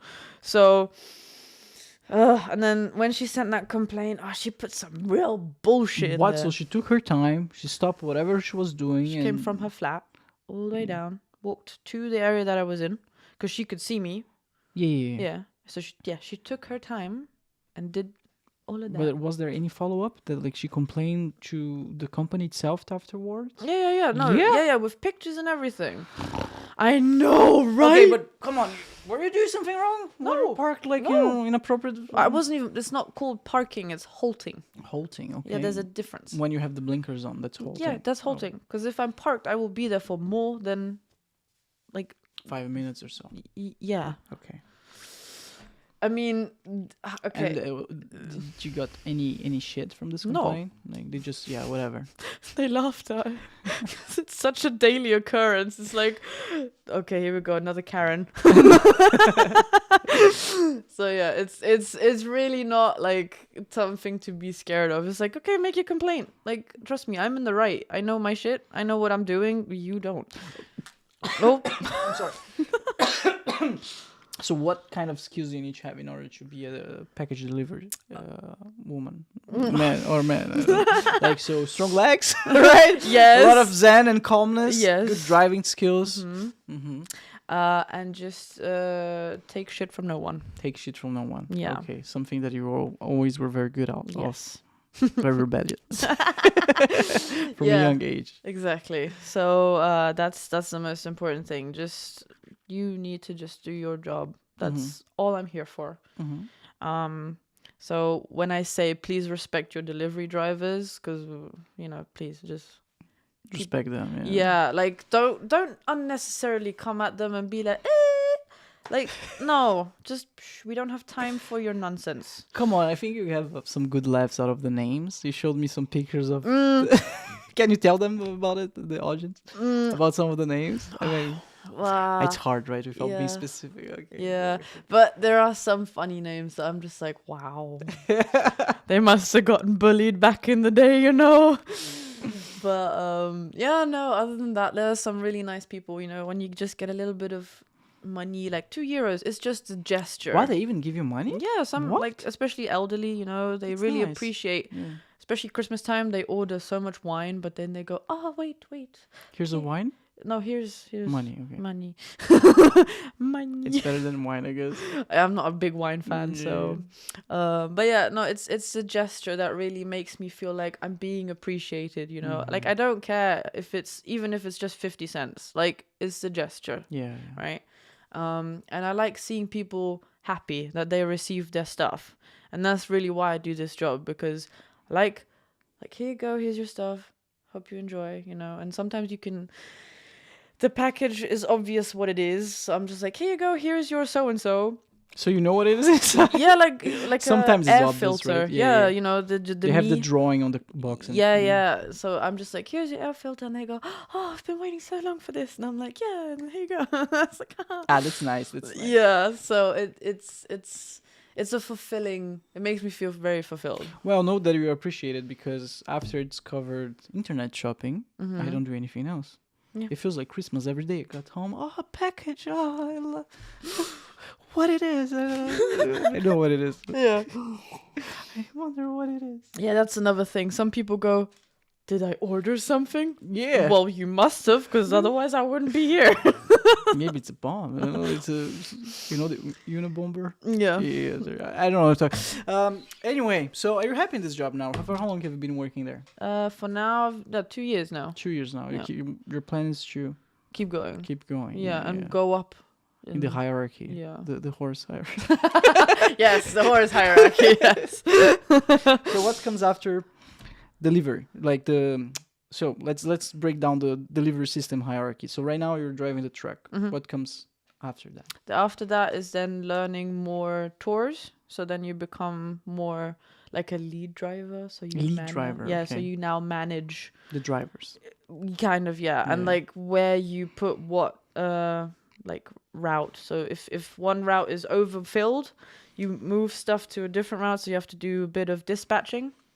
And then, you just keep going with that. And then as you progress further, you move more into the office, then you stay on the road, right? Got it. Yeah. So the goal usually is to go from road to office, right? So then you mainly just stay there and you do all the behind the scenes stuff. But that takes a lot of time and you need to really like prove yourself that you want it. It's just I'm thinking about it. Like, I'm quite happy how I am now. If it works out well and I find the right timing or whatever, then let's go, right? And I'll move up. But right now, I'm just happy. Just let me drive, let me deliver, and I'm set. Climbing the ladder. Nice. Yes. Wow, that's nice. That's very nice. Yeah. So, that's you. That's Eileen. Thanks for the introduction. Yeah, but it's a very long intro. Very interesting introduction. Yeah. But I also know you're a gamer, Yes. right? Or should I call you female game boss? Yes. And do you want to know where that name is from? Please tell me. Okay, so in boarding school, we had a PlayStation 2. I don't know if you remember the game Simpsons Hit and Run. Of course. Yeah, Of course, I used to play on PC all the time. Yeah, such a good game. And Cars. From Disney? Yeah, Okay. like the very old school. But yeah, those two games I completed 100%. And one of my friends was like, hey, you're playing that all the time.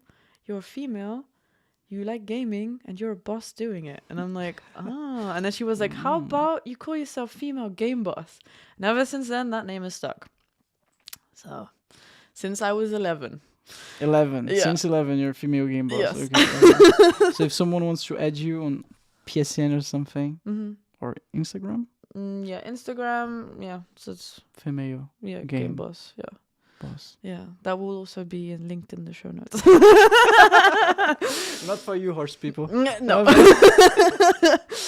But yeah, so video gaming. Yeah, I've grown up with it. My dad, he's a very IT savvy kind Yeah? of guy. Yeah, he loves gaming too. He taught me all the shortcuts when I was 3 on the keyboard because we didn't have a mouse. So he taught me, and I've forgot them all. But Why except you guys didn't have a mouse? because Just accepting the challenge, or just I actually don't know, but it was just here you go. I'm teaching you something. okay. Yeah, and then you have your first Game Boy Advance in your hand. You like click click click click. Do you have one? Yeah, it's over there in the tiny Amazon box. I have all the Game Boys in there. Oh damn. So you had a Game Boy Advance? Yeah, I had a Game Boy Advance. And do you remember being in the back seat on the motorway, holding it up, Trying to get the light from the light poles. Yes, that was nostalgia. Which games did you just play on the Game Boy? Definitely. Well, obviously Super Mario. That's obvious. Yeah. Then Wario, like Adventure or whatever it was called. That was also really fun. Yeah, Donkey Kong, you know. Country? Yeah. Yeah. All of that good stuff. All the good games. Hell yeah. Definitely Tetris as well. There was one called Walt Disney Tetris or something like this, like with all like Mickey Mouse and Donald Duck and Goofy. Walt Disney Tetris? Yeah, something like this. So you have your little character and you're going around playing Tetris against Mickey Mouse, Goofy, Donald Duck, and all of this. For the Game Boy. Yeah. Or it was Game Boy Color. I can't Game remember. Boy Color, yeah. So that game was fun because Tetris, like, that was hype time for me. Looks like you have some emotional memories of Yeah. it. Just Tetris, come on, with a Mickey Mouse on the side. Yes, it was fun. Obviously Pokemon as well. Oh yeah. Yeah, the classic, like from the beginning. At the beginning. The new Pokemons look like shit. Yeah. I don't know. That's just me. No, I agree. Like, it's gotten to a kind of ridiculous over... You know when you milk the cow and then it's enough?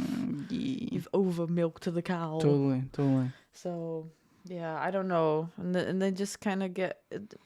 I don't know. There's a Pokemon's a trash can. Have you seen that? It's literally like a trash can. Yeah. There's one that's a microwave. Yeah.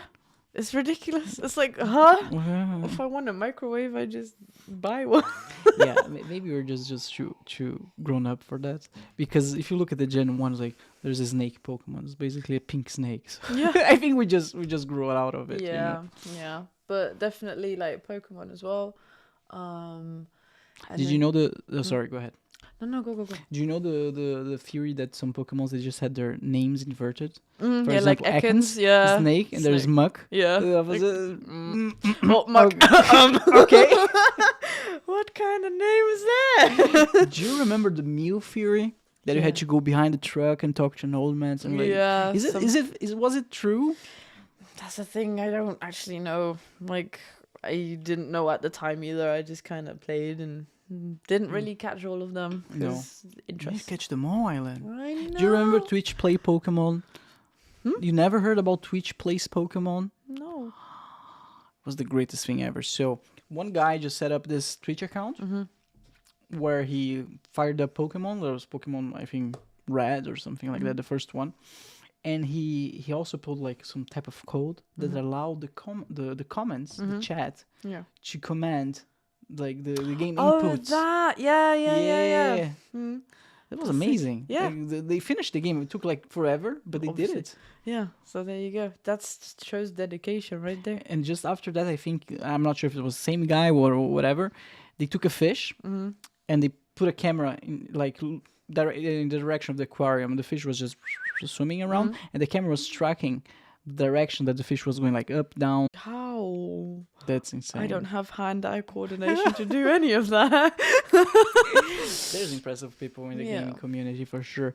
Do you remember? This was it's a little bit older. Like there was this guy. He's blind, and he finished Zelda: Ocarina of Time through the sound of the game. So he would hit his sword into the walls to map his environment. That's so cool. And he finished the game like this. Damn. Yeah, it's dedication. insane. Yeah. Well, I mean, it shows you how adaptive the human can be. Yeah. Right. Yeah. But I think the most games I finished were like the ones that I just really took my time on. So definitely like Zelda, Twilight Princess. That was my favorite. That's your favorite one? Yeah, that was my favorite one. Because I could be a fucking wolf. It was awesome. And I had, and the way the game was styled, was more realistic and just dark, like a bit emo. So yeah, it was the emo Zelda for sure. Yeah, I didn't like Twilight Princess that much, to be honest. Fair enough. Because I was reading the the Wii hype. They had all those commercials like you can use your Wii remote as a sword and a bow and arrow and like blah blah blah. It's like it's gonna revolutionize the world. Like doctors who use it to conduct surgeries across the internet. It's like the revolution's begun. Like even like the Wii name, Nintendo Wii code name was Revolution. Did you know that? Because it was supposedly revolutionized the whole world.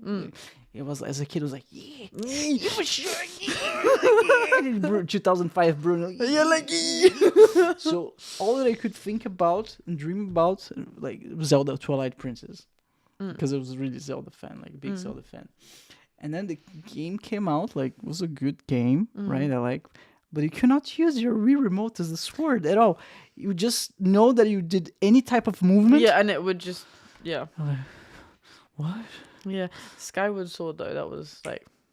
Then they did it. Then they did it. Yeah. Yeah, with this, but I even bought like the special edition with the golden Wii remote. It's in that box. Yeah, I have it there.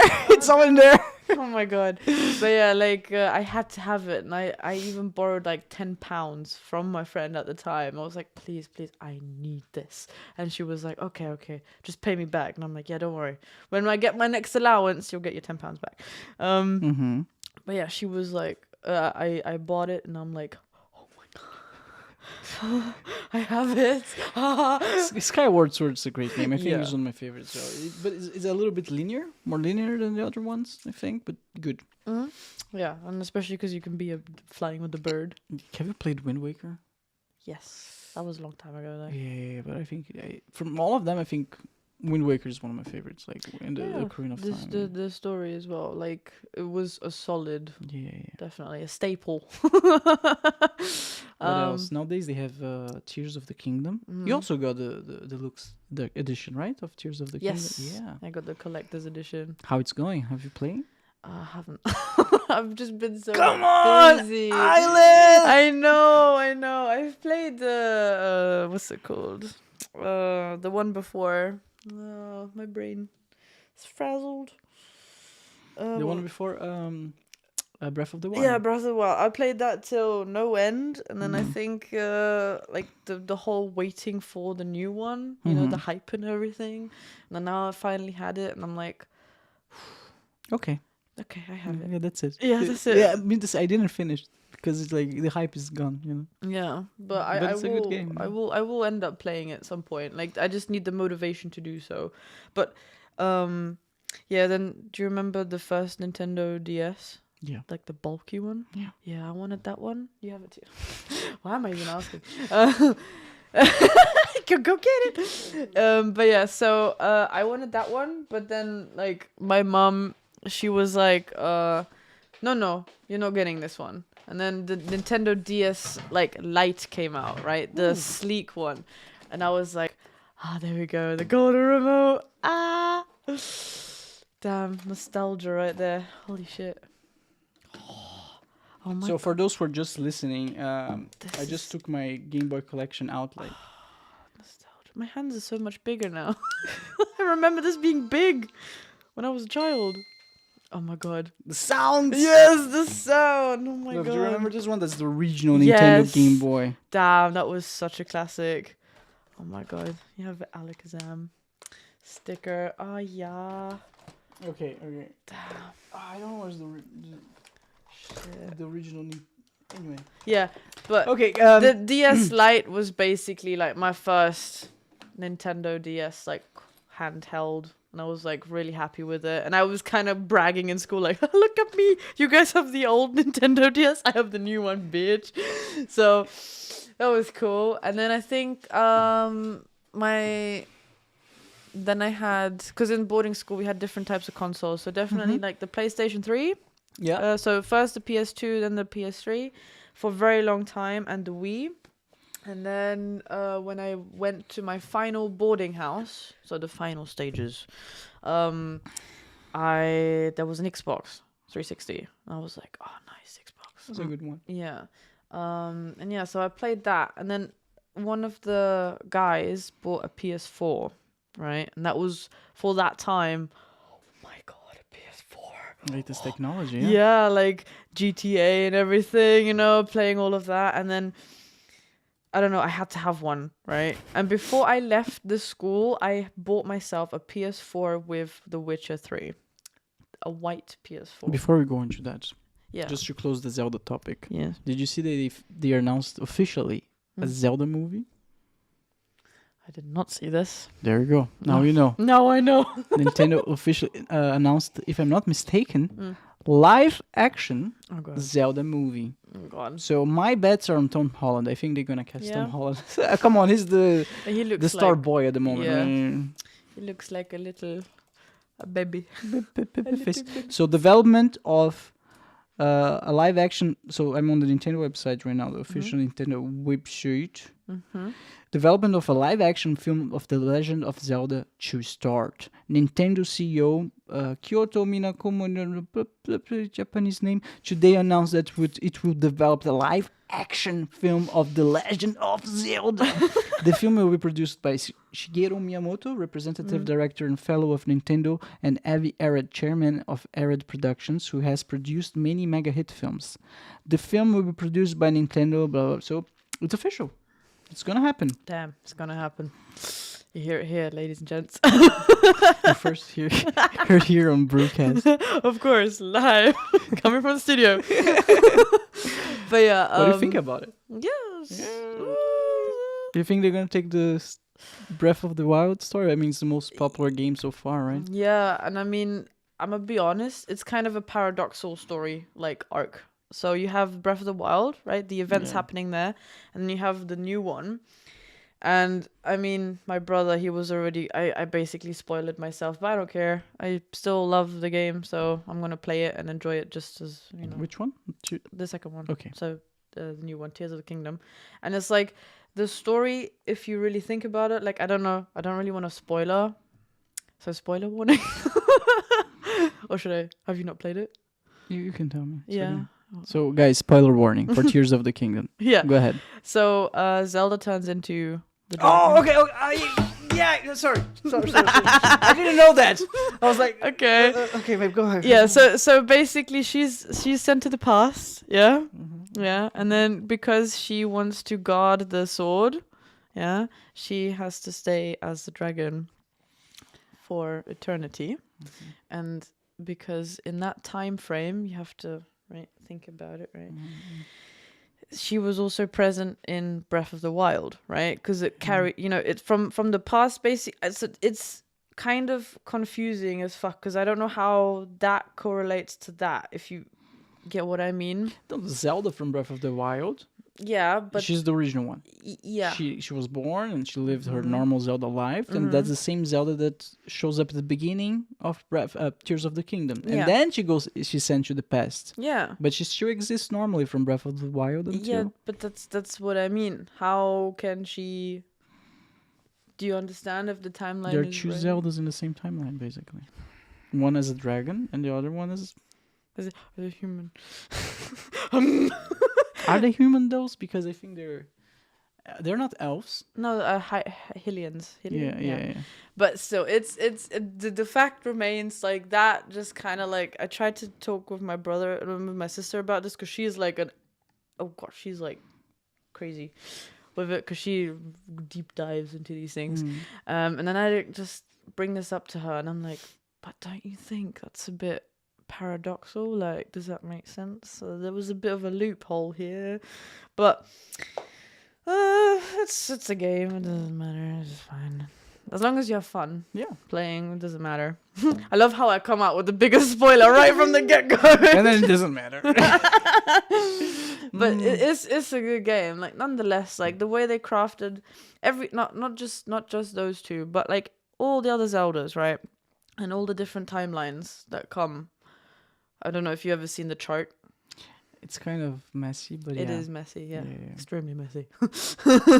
So yeah, it just what fits where in what timeline is like but it's cool nonetheless. So it will always be one of my favorite like stories, collective stories.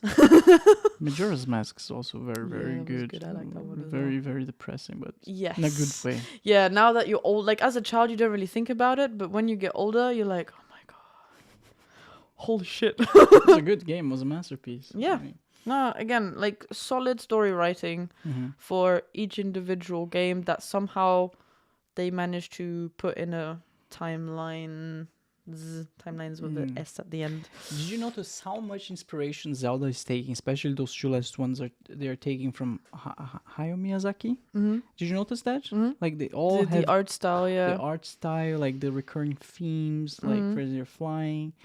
The underground that's from Nausicaa. Like Nausicaa. There's so many themes. Like I think for Breath of the Wild, the major one was Princess Mononoke, if I'm not mistaken.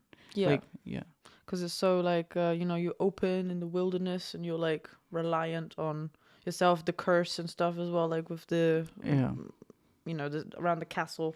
And that was one of the main reasons that I got not disappointed, because I'm a big Zelda fan, so I was happy to see that there's a Zelda movie being in the making. But I was a tiny disappointed that they didn't went with the 2D animation style, because they could totally just talk to you, hey Miyazaki, let's do a collab. It would be perfect. Yeah, it would have been awesome. Yeah, for sure. But that's how it is. They make their choices. So, Witcher 3, you bought some Witcher 3 real life swords. Yes. What the fuck? Well, you were there. It was pretty fun, yeah. Yeah. So, no, it's been on my bucket list to buy like decorative swords for a very long time. I've always thought of like, I want a katana, but and all of this, but that's also quite hard to like get your hands on. I mean, I could just order it online and it will somehow arrive. But then like my space for it, and I mean, I don't have space in my current flat too. I want to hang it on the wall. You do have space, come on. On the wall. Yeah. When I make the time to drill holes to put stuff, so it goes on the wall. Why not? Yeah, eventually, maybe. So right now, where they're sitting? They're standing in my bedroom, next to the window. Oh, well, come on. If there's an intruder, just... Yeah, exactly. You just be like, oh, what's up? You trying to rob me? Yeah. Two of them, right? Yeah, swing. So I bought two steel swords. The one with the wolf pommel, and the one with the like diamond shaped pommel on top. And I want to get the silver one from Geralt, and I want to get the series one as well. Does the wolf means anything? Well, yeah, he's the school of the wolf. Okay. Yeah, so they have different... You've played the game. So... It's a funny story, because I bought my PlayStation 4 and The Witcher 3 as soon as I moved here to Germany. I was like, I'm going to play in German. I need to learn German. Of course, I'm going to play everything. Deutsch is my neue Sprache. Ja, natürlich. Kartoffel. Kartoffel? Yeah. Then I could not understand shit. So I was like, okay, fuck this game. You could just change it to English. So I played the game, I don't know, for 10 hours something, but then I stopped because I couldn't follow the story. I was like, yeah, this is just a fun action game. No, like the story is super interesting, and they even made a series about it. Yeah, multiple. But just you have the different schools, and obviously Geralt is part of the wolf. And it just like they have different ways of fighting, obviously, like how it is. With any kind of like symbolic, like here you go. Yeah. So it's just the school symbol, basically. Yeah, basically. Yeah. Okay, it's not like the Starks from Game of Thrones where they actually have wolves with them and they train the wolf. No, it's just wolf. Yeah. Yes. Very simple, narrowed down. But yeah, so that's like the first PlayStation 4 game I owned. One question. Yeah. One last question about the Witcher. Yeah. Did you see that they are recasting the main actor? Well, because he doesn't want to. Yeah, but how is this gonna work out? Like, just gonna pretend that nothing happened? Basically. Yeah, that's the plan. Well, I would assume so. Like I don't know how else you got. I mean, I'm also like against the like. Okay, you could just do the last season, as Superman basically being the Witcher. They could like try to explain it somehow. Like there was a magic trick that went wrong, and I don't know. Magic trick. Well, yeah. Or like, is it a different curse. timeline? Yeah, or something like this. Yeah. You don't think they're gonna do any of this? I mean, it would make sense if they did how you say they could do. I just don't know if that's gonna be implemented, but Yeah. whatever. It's their decision. It's their circus and their monkeys, not mine. Okay. Not my circus, not my monkeys. So yeah, so that was like the first PlayStation 4 game I owned. And then, you just kind of go down the route of, you buy GTA 5. Mm-hmm. You play the shit out of that game. Mm-hmm. And then I think, what was the next one? I can't remember. I have so many now. I can't even keep track anymore. But I just kept adding to my collection. Mm-hmm. I don't know why. Ever since like Dark Souls and stuff came out, I was like, ooh. And then Sekiro Shadows Die Twice came out, and I was like, I'm gonna buy this game. This looks good. Japan. This is great. And then I play it, and I'm like, oh, this is actually quite hard. Oh no, I suck at this. That's why, I tried playing Dark Souls. I sucked at it. It's hard. Dark Souls is hard. Yeah, and I mean, it's for masochists, I think. Yeah. Just, I like to see you in pain. Yeah. I never met a sane Dark Souls player. They're always on edge, like Hyperventilating. Yeah. No, but Not saying. I'm sorry, guys. You know what I mean. You guys know what I mean. Edgy. But yeah, no. And then I tried to play that, and I think I got past the white snake or whatever, and I was like, okay, I need to take a break from this game. This is too much. And I haven't touched it since. This is 4 years ago. Casually. You're not playing again. Maybe, I don't know. And then I think for me, because I love Japan, everything about Japan, Tsushima, Ghost of Tsushima, that shit, that got me riled up. I was like, Japan, must buy.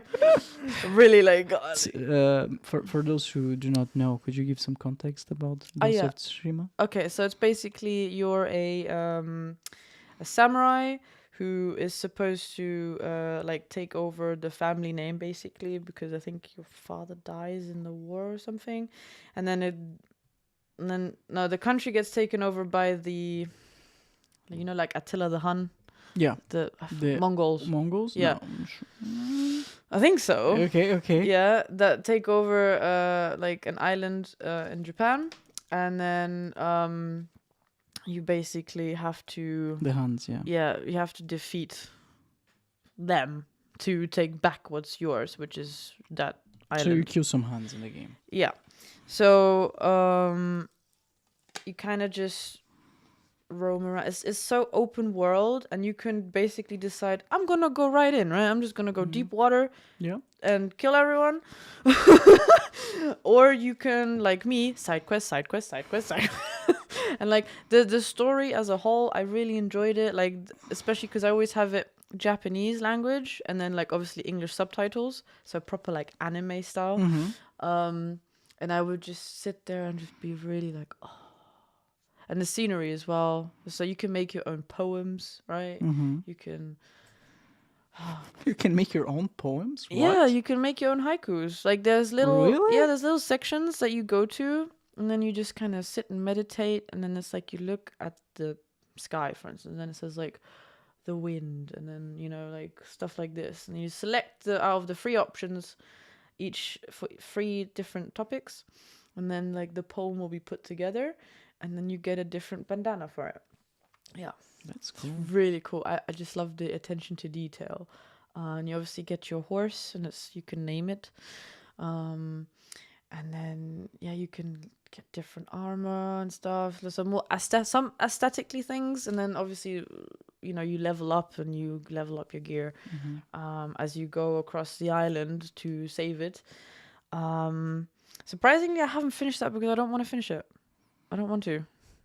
I don't want this story to end. You can replay it. I know, but I don't want to replay it because it's the nostalgia of playing it for the first time. I know, I'm weird. That's the thing, with Red Dead Redemption 2.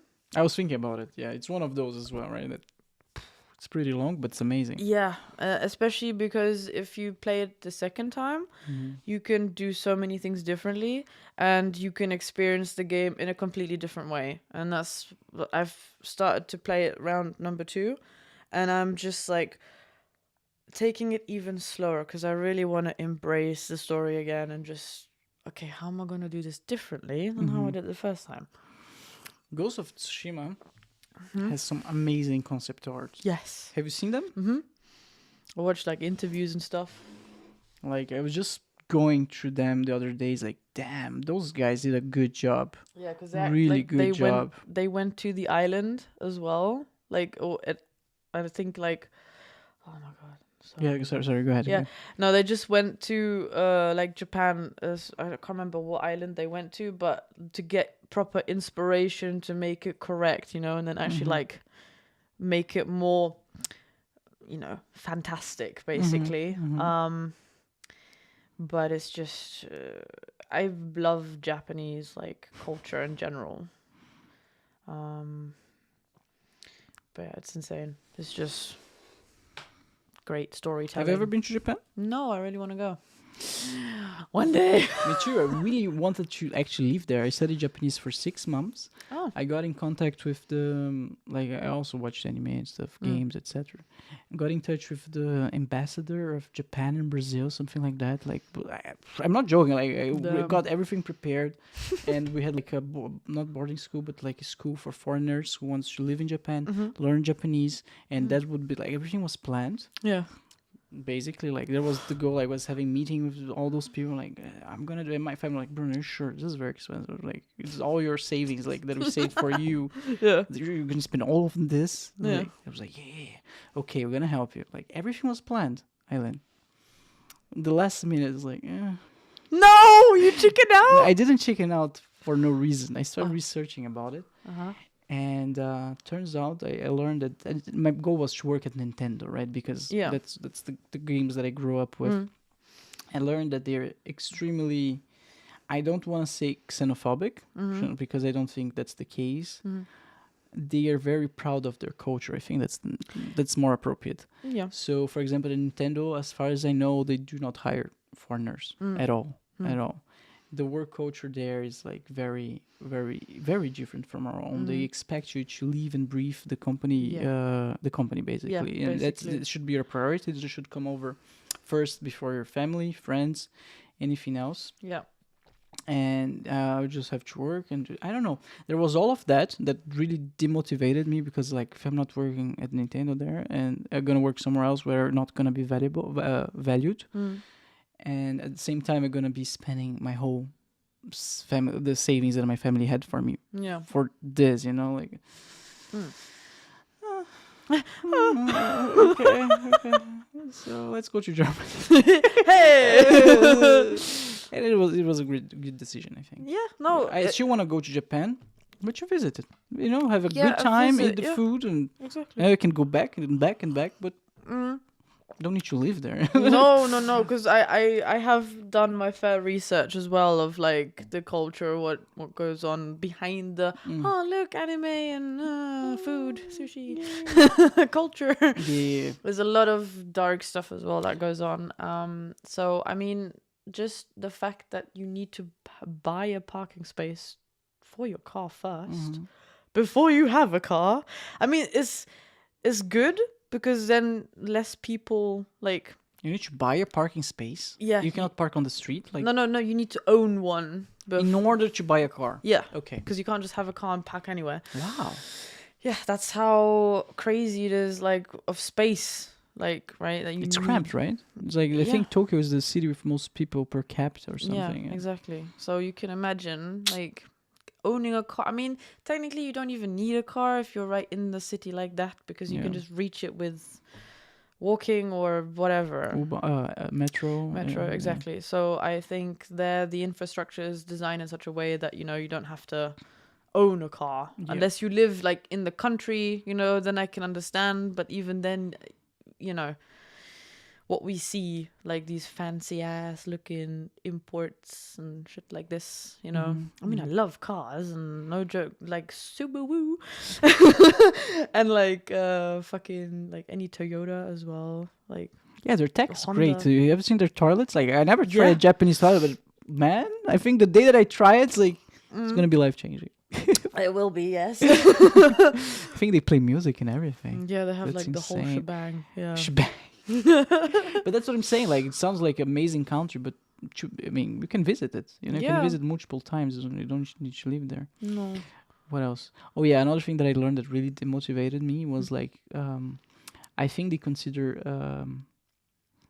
how do you call someone who really like animes like weeb? A weeb, Yeah, yeah. they consider weeb like Otaku. otaku. They consider it like really low life. Like Mm-hmm. they don't treat people like that nicely. Like I thought it would be like my people finally found my. We're gonna be everyone will love me here. Like no, like No. they think you're like weird and Yeah. really weird. You Yeah. know? Yeah, I didn't know that. Creepy, yeah. Because like you idolize non-realistic things, you know. Yeah, And it's like, I get that, like, but I don't think you should cast these people out. If you like start shunning these types of like people, then it's just gonna become more toxic, you know, in the society. And then those people will even be more shut in yeah, because they can't be valued outside of the house. So Yeah. it's a real shame to see that kind of like, social segregation of, you know, of the same people, right? They're all living in the same country, but it's like, nah, you love your anime waifus, you know, like you don't belong with us. which is normal weird people. because it comes from there. Exactly. Yeah, It's crazy. Also like with the anime like studios and stuff, they're having like a lot of problems, like the artists, like they have to pay some taxes or whatever. I only recently like looked at this because I was like, oh, YouTube, you suggest me some crazy stuff, let's go. So yeah, I just watched a video on like how the artists don't get like all the credit, and that they have to pay certain tax, like more taxes than they are supposed to or something. And was it voice actors maybe? I think it was voice actors, something like this. Which is a shame, because without the voice actors, we're not gonna have good anime, like good sounding anime. voice actors are extremely valued Yes. in Japan, right? Yeah, well, they should be, yeah, but like the government is like, hey, money. Like money, because they're basically self-employed, because they're going from job to job, you know, like, hey, you need my voice, and then you audition, and then you get it or you don't. So they live on paycheck to paycheck, which is insane. I just find that out of order, really. I mean, every freelancer is like that. Yeah, It's just a there normal freelance job, I guess. Yeah, but I think there should be like a freelance, like, hub. There must be. Come on, isn't? I hope so. I mean, that would be kind of like, bruh. You know, I recently learned about Japan that like I love it. Taoism, or I think that's from China. Is it? I don't know. I can't remember. It's from Asia. Somewhere. So I learned this quote recently that everyone in Japan is born a Taoist and dies as a Buddhist. Okay. Taoism, as far as I know, teaches you about nature and how to appreciate life, and I think it preaches that everything has a soul. Like the tree has a soul, and you can see that in my Miyazaki movies. Like the stone has a soul, the river has a soul. Yeah. And it's very pretty, and I think it really reminds you that we are all part of nature. Yeah, of Something that we forgot here in the West. Yeah. And but that's not enough apparently for life to have a feeling of spirituality and fulfilled spirituality. And apparently after some time you get older, you start having back pains, your family members and loved ones starts to die, and you see that as beautiful and as unifying and as calming Taoism is, it's not enough. So that's why most of them, they converge into Buddhism at some point in life, because Buddhism preaches that life suffering, there's no way around it. And if you embrace that and you understand that, and understand that life is a never-ending cycle of suffering and how to live a normal, proper, not normal, but more centered and calming life, you can manage those moments of pain. And so most of them convert to Buddhism at some point in life. And then I found all of that very, very interesting. And apparently, some of them try to converge both religions or ways of life into a single one, but it's not that popular.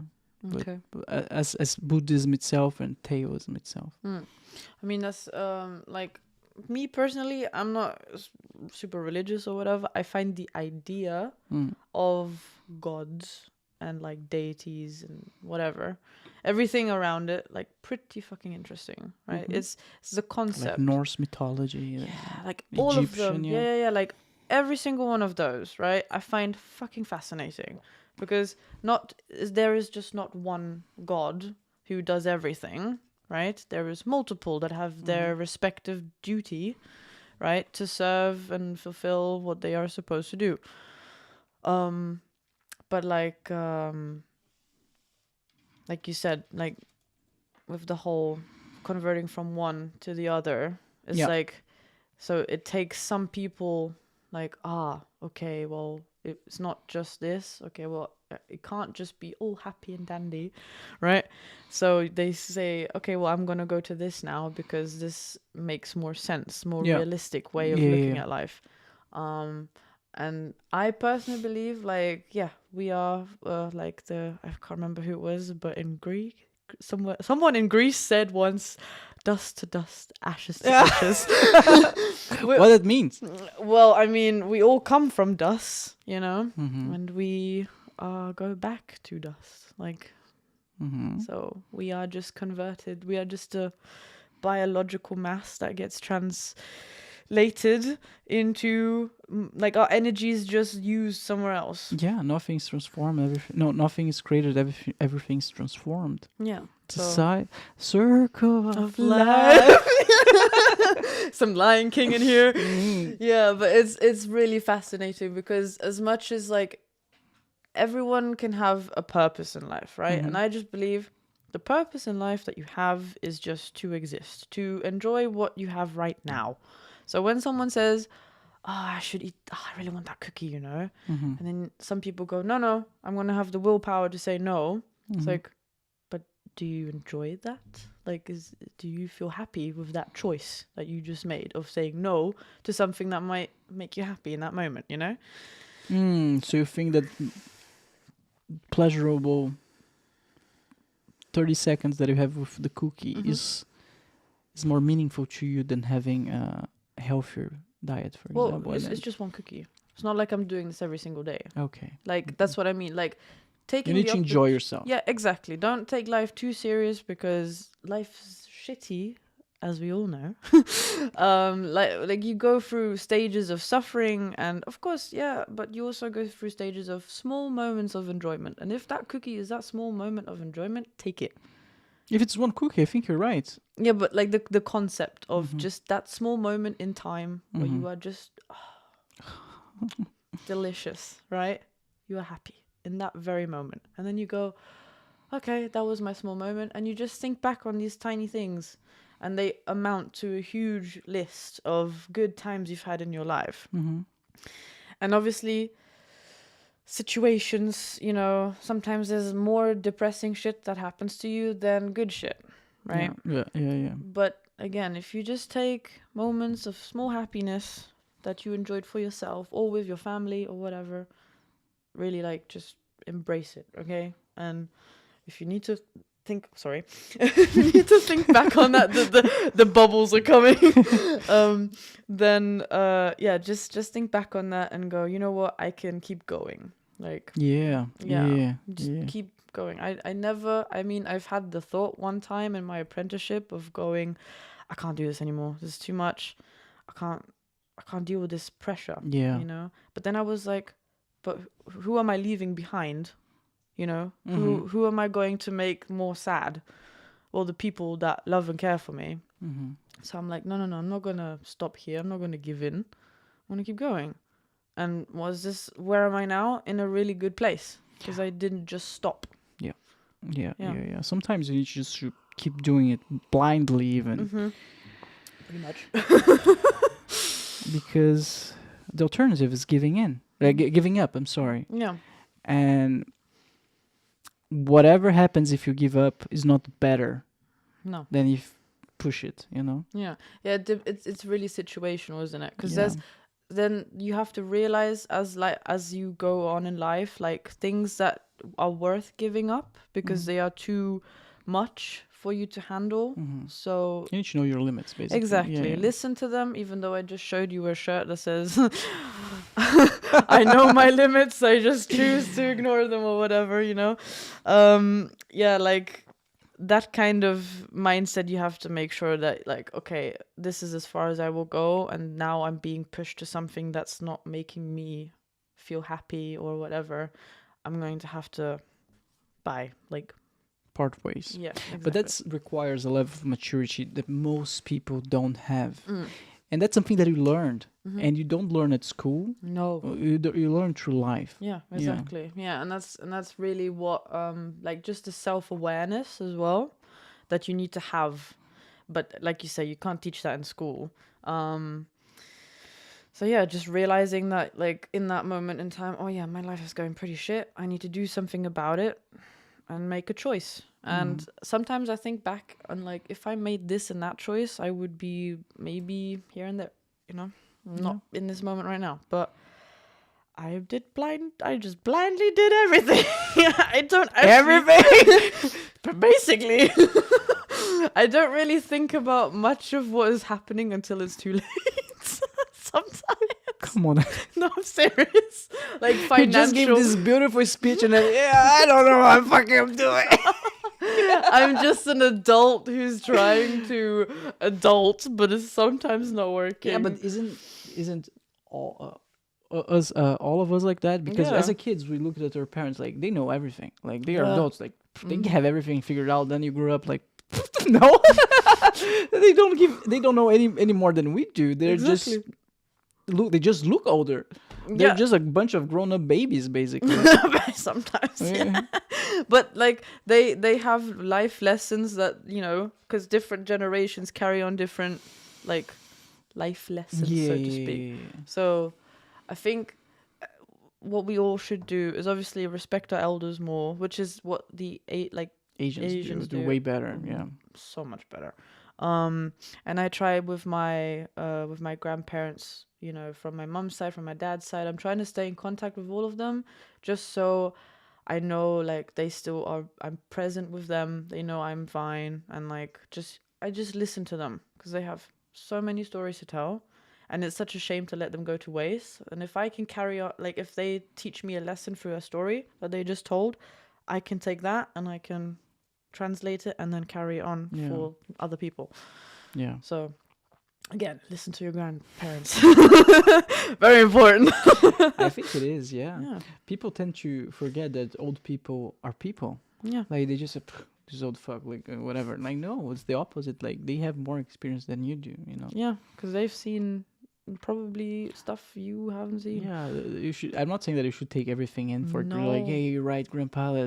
You know, the Nazis were great. No, you know, you need to have some filters as well. You know? Yeah, of course, definitely. You gotta filter out stuff and find the little gems. You know.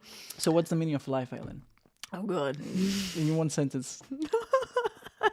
Existence is pain, but it's beautiful. But eat the cookies. Eat the cookies. Yeah, don't say no to the cookie. Cookies are great. Yeah, they are. Subway cookies are the best. Did you see what they're doing for Christmas? No. Subway? They will do like elongated cookies. I don't know if it's like 1 foot long cookies or something like that for a short period of time to promote like whatever cookies. Okay. But it's like, looks cool. I will buy all of them. Just don't let me into the Subway store when that time comes. Bruh. No, for real. What was actually our like point? Life, I don't know. I love how we changed from video games to fucking life. And all from Ghost of Tsushima. That's the turning point. About Ghost of Tsushima. That's crazy. Yeah, no, like, just quickly going back to the video gaming convo. Yeah, just away from the deep stuff for a second. Yeah, it's like just being in a video game itself. It's like a nice escape from reality as well. That's what I've used to, like growing up to escape from crappy moments, you know.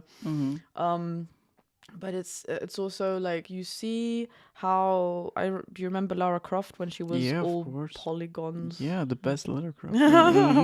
Pointy moves. Of course. It's so in. And then how from that you just jump to like the more smooth graphics. Now it's like the amount you can do is not as like wow factor as it used to be, because you know how now it's already all more realistic graphics and God knows what Unreal Engine. Blah. So I'm not amazing in that topic, but like I see a game and I go, oh yeah, like the story, is it well, you know, written, is it executed well, the gameplay, you know, that's what I really look out for. But you know what I really love playing at the moment? What? Path of Titans. Google that for a second. Yeah. Tell me about So, you are the dinosaur. So what? Okay. Yeah. So you basically make a dinosaur from, I don't know, Jurassic period. You know, all of these. Yeah, basically that. And you just exist in the world to survive. Now, obviously, it's like still in development. But I play it on my Xbox at the moment because it's the one console that I actually like playing more often. And yeah, you just grow and then you go hunt other... If you're a T-Rex, for instance, you just go hunting other smaller dinosaurs. So you can pick which dinosaur you play with. Yeah. And you just play as a dinosaur. Yeah. And in GTA, but dinosaur. You do whatever you want. God, that would be funny. Like just casually, like pulling up. Hey. That looks good. Yeah. Well, that's the thing. It's a very grindy game.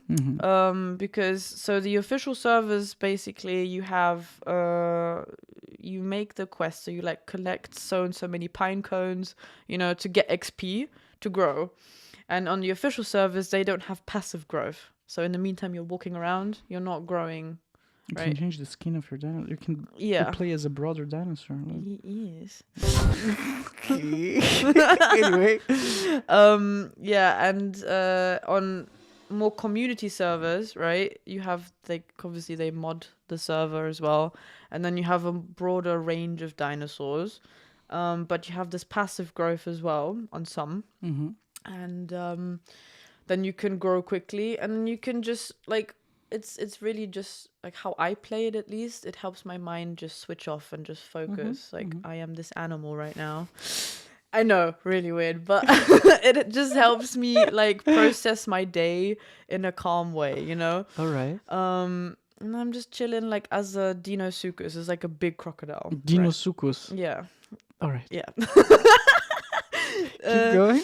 And like I'm just chilling in the river, you know. Learning so many new things about you. And yeah, and you just wait till a prey animal or whoever walks along the river, and then you just kill it and eat it. So just wait. Yeah. It's basically a big ass crocodile. Yeah, you just chill. And I just love doing that. And sometimes I take a walk around the map, you know, and I'm just traveling the map and seeing interesting Is there things. any music to this game? Yeah, there's music. What's the music? The music is like insects just and birds? No, like background music. And sometimes when you're in a fight, intense music. So like it does change on what's happening around you. So you can play multiplayer online? Like Yeah, it's Dinosuchus. multiplayer. Yeah, it's multiplayer. Dinosuchus, yeah. Praying together. It's weird. It's cool though. It's cool. Yeah. So it's out. Yeah, can you it's play out. it right now? Yeah, you can play It's it. on Xbox, PlayStation, Yep, PC. PC, the whole thing. Yeah. All right. Yeah. Thanks for the recommendation. Yeah, Looks no, nice. I mean, I love it because again, I can just be the animal Dinosaur. or a T-Rex. So you can pick different profiles and stuff. Yeah. Obviously, you can also be a Triceratops, so the one with the big horns. You know. So. Do you remember Jurassic Park? You had this one of. Spray. The Dilo. Yeah. You know the names of them all. Dilo. Okay, so can you be a Dilo? And yeah. Yeah, there's a mod for it. Yeah. So it's a mod. Okay. Yeah, but you can. You can. Yeah. That's cool. Yeah. It's really cool, You know what I bought recently? What? There's a Meta Quest 3, the VR headset from Meta on Facebook. I don't know, man. It's amazing. It's amazing. I played intensively for like 2-3 days. Like Beat Saber. Like what else? I went into the metaverse. Like I was in the metaverse for 2-3 days. It was incredible. Like I made friends. A lot of weird people in there, but it's like, but it's fun. Like you could watch movies with other people, but the bad thing about it's like the battery only lasted for 1 hour, 1 hour and a half, and stuff like that. So I had to have the power on. But I'm gonna be honest, after 1 hour and 1 hour and a half, you want to take it off. Yeah, because it's so heavy. Oh, it's okay. The advantage of the Meta Quest 3 is that there's no cables whatsoever. Okay. So I think Meta Quest 2 was also like that, but I don't know. But it was crazy. Like for 2-3 days, I felt like I was living in the future because you could do that, but you could also use this computer, so you could access web browser. You could have like your computer screen here on the left, like Twitch on the middle, like Excel sheet on the right. So that was very interesting. But I gave it back. Yeah. I returned it and got a refund because as cool as the experience is. I felt that it's not there yet, It's too heavy, it's too hot, and the pixel, like the quality, I think they promoted as a 4K, if I'm not mistaken, but it felt like, for me, it felt like 720p. So it was like, after 1 hour, I cannot work like this. Yeah, so. And I mean, your vision as well, like... Yeah. Yeah, no, I've tried, I can't remember if it was the Oculus or something. From my friend. He was like, yeah, try it out and stuff. And then... Yeah, I was playing like some really cool like game where you're like this blob of yellow and you have like little paws, it's quite cute. And you're just playing some mini games. Or I have the thalassophobia where you go the fear of the deep. Oh yeah. So there was a map that was literally like ocean, and you look down and there's a deep abyss. And I was like, okay, I'm gonna be brave. So I did this. You have to swim down, and this is the motion, and I'm just like, okay, it's cool. It's just a game. It's fine. You're still alive. And then I get close, and it gets darker and darker. I'm like, it's cool. And I'm like, no, Subnautica vibes. Come back up. And I also tried to play Subnautica, and it just no. I don't go further than like, I don't know. Subnautica is this one that you are underwater, right? Yeah, most of the time. Yeah. Yeah. I made a base somewhere offshore, and I'm like, okay, this is the game for me now. I'm just gonna collect resources, make a farm, and then just chill. I'm not gonna go see the leviathans down there. I'm good, because they're big and scary, and if they eat me, I'm dead. But yeah, that was fun, and I played VR chat.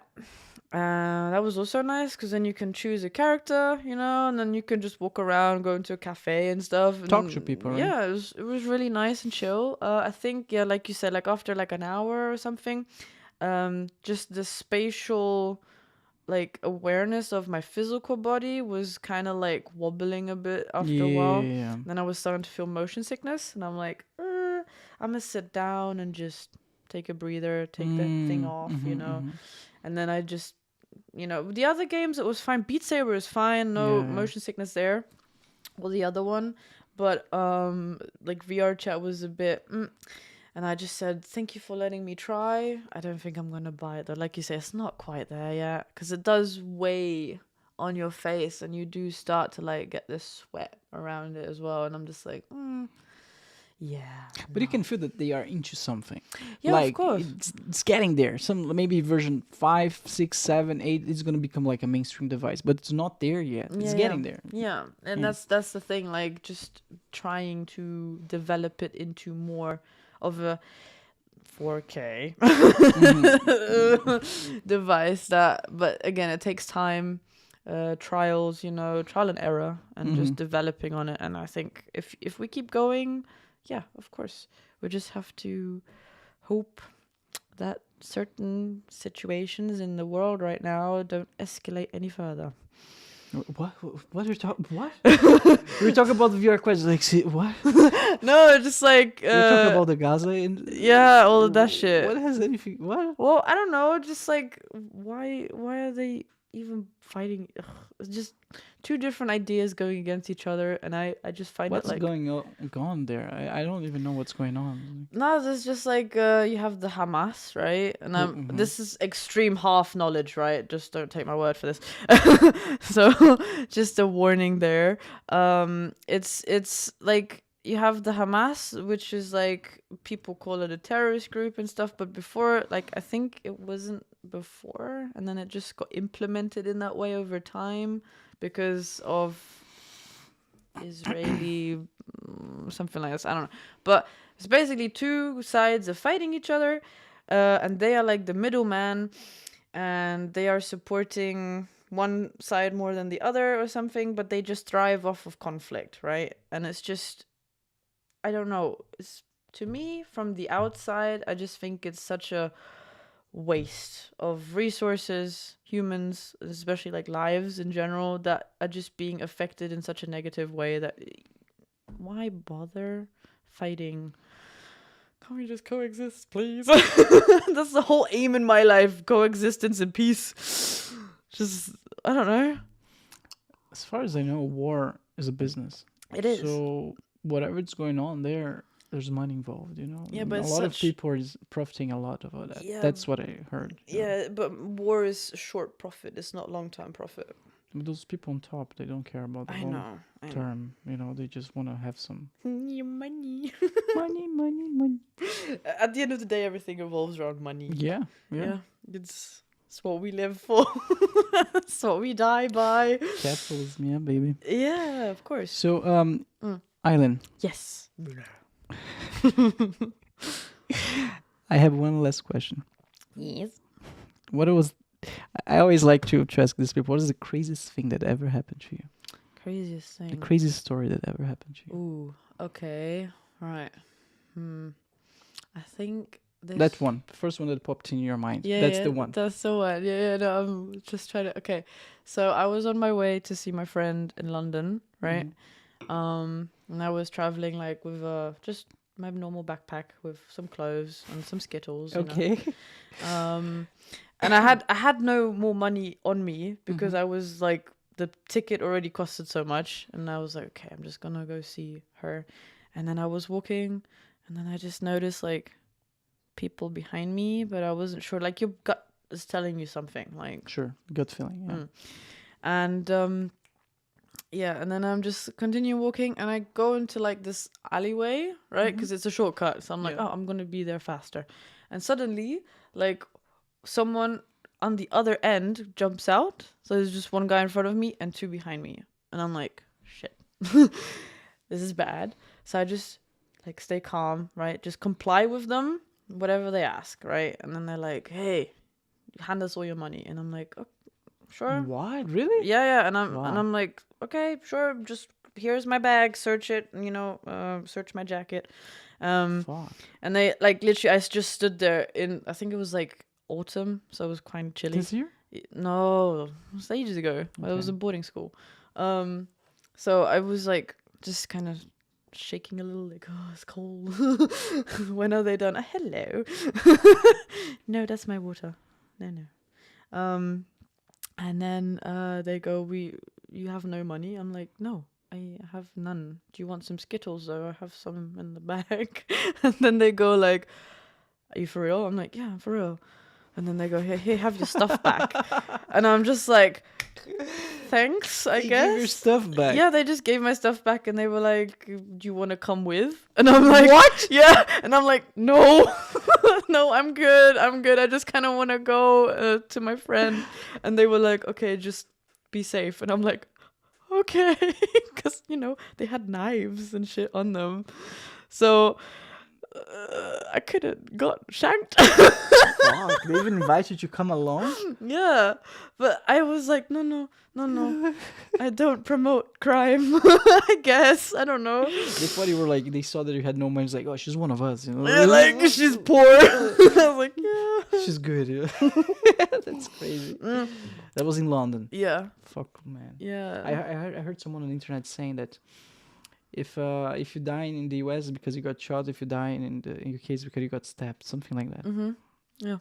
I don't know. I don't remember the context, but it just proves the point. Yeah. Your story. Yeah. No, and that's the craziest thing that's happened in my life. Like, almost being mugged.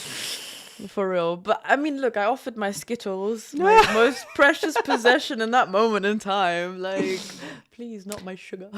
So lesson of the day, just carry Skittles with you. Yeah. You know, whatever happens, hey, here. Yeah, do you want some? Diffuse any situation. Diffuse. Yeah, just. But yeah, no, that's basically, yeah. Crazy. Yeah. Yeah. For real. Cool. Eileen, anything else that you'd like to add? I don't know. Whiskey real quick? Because I know you have a collection of whiskey. What, you want to talk about whiskey? Yeah, just... Yeah, let's talk about whiskey. So you're really a fan of whiskey, right? Yep, because of my dad. Because of your dad. Tell us about it. Okay, so my dad recently started to like get really interested in the whole, you know, where it comes from and stuff like this. And then he has like a whole map of Scotland and stuff, and all right, with where all the breweries are, and it's really cool. And then he introduced me to a Singleton first, which is a fruity type of whiskey. Yeah. Okay. And then I think the next one was a Jameson. So basically this bottle you have standing right here. Mm-hmm. Yeah, you can show it. Ta-da! And then the last one he showed me was the Lafroig. Lafroig. How'd you write that? Laph Lafroig, and then OAIG. Yeah. Let me show if the guests. There you go. Yeah, there you go. So that green one basically, 10 years old. Mm-hmm. Yeah, that is the peated, like very strong. Tastes like dirt. Sounds amazing. Yes, but it's like the way it's so. The smell is really like strong and pungent, but then when you drink it, it's like this like very heavy taste, but it's like a nice. At least I like it because it tastes like the ocean, bit of dirt, an oak barrel, you know. Is it actually dirt? No, it's peat. Peat is dirt. It's a certain type of dirt that they use to burn to get the aroma and stuff. But yeah, that was my first introduction to whiskey, and ever since then I've just been collecting whiskey myself, and I have a Glenfiddich 18-year-old bottle. Glenfiddich. Yeah. Is it in Deutsches whiskey? German whiskey? No, I don't think so. Just look it up. I'm gonna take a look.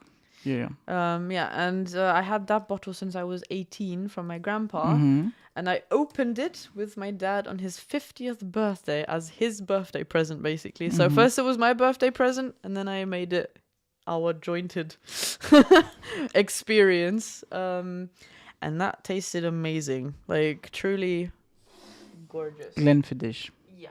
Yeah, except I have the 18-year-old bottle. So the older they are, the more valuable and tasty they become? Well, it's more like the older they are, the like you will not get another batch of it, right? Because a whiskey will be an investment, right?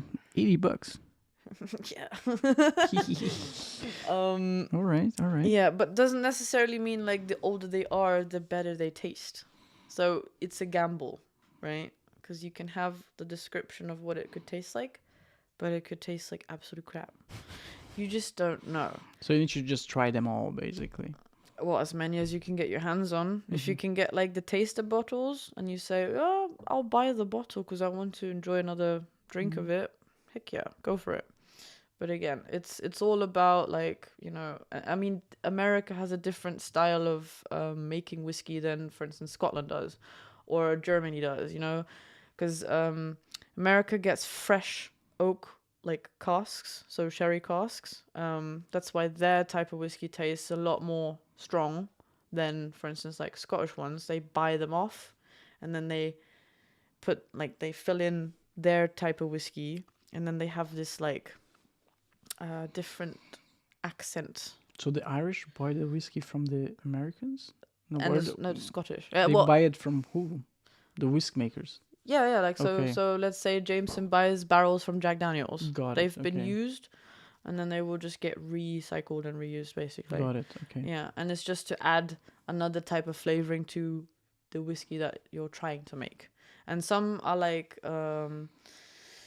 you have like different filtering processes, so like I think cold filtering or something like, or chilled filtering, and then without. And it's basically like it just adds another different spin on the drink itself, like or it takes out a certain amount of aroma. And then also how they are stored. So some whiskeys you have to store at certain lower temperatures to get a certain type of taste, some at higher temperatures, like America, obviously, it's quite hot there. So yeah, they have to do a different strategy than to the ones in Scotland. But yeah, it's fascinating, like just in general how the alcohol is produced, and like some stories behind different companies and how they do their stuff is just very fascinating. And this is how I bonded with my dad, because I never had the chance to bond with him when I was younger. Well, not on such a deep level. Now I can actually have proper conversations with my dad about this, and it's fun.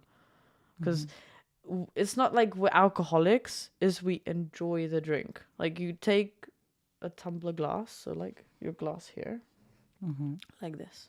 And then you just fill in, like, obviously smaller sometimes. And you just fill in like 20, just 20 ounces. I don't know how. But yeah, very small amount. And then you just like swirl it in the glass, and you make sure that like you really try to get as much air to the whiskey as you can. And then you like take one nose, like whichever hole is active. Are you serious? Yeah.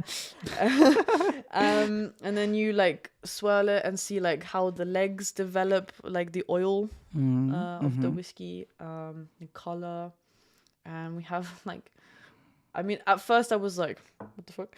But he brought these sheets of paper with a chart, and then you just like you make points on where it tastes for you.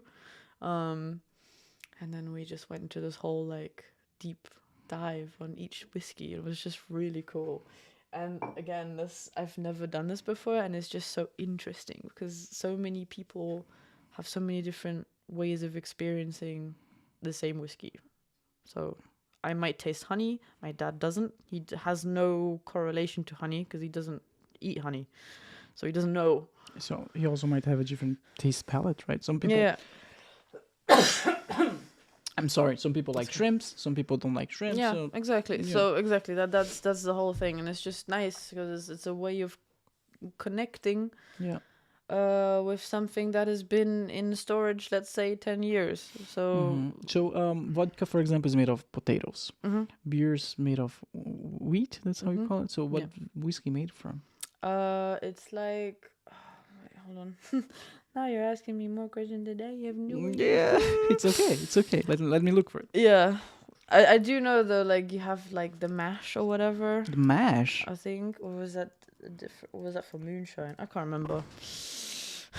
Whiskey, sometimes spelled whiskey, is an amber-colored distilled spirit made out of fermented grain, most often rye, wheat, corn, or barley. Yeah, most whiskeys are aged in wooden casks before bottling and have a minimum of 40% alcohol by volume.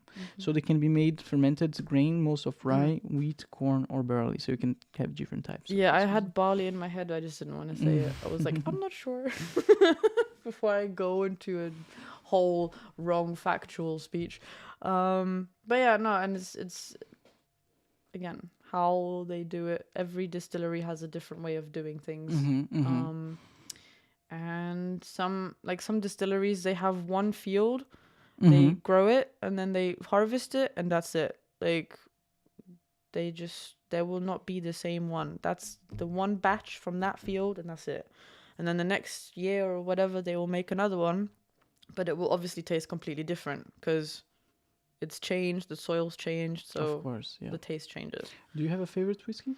Like, would you have to say like number one? Number one, the one that, even if it's expensive, like thousands, like the one that you like. You said like the best whiskey that you ever had in your life.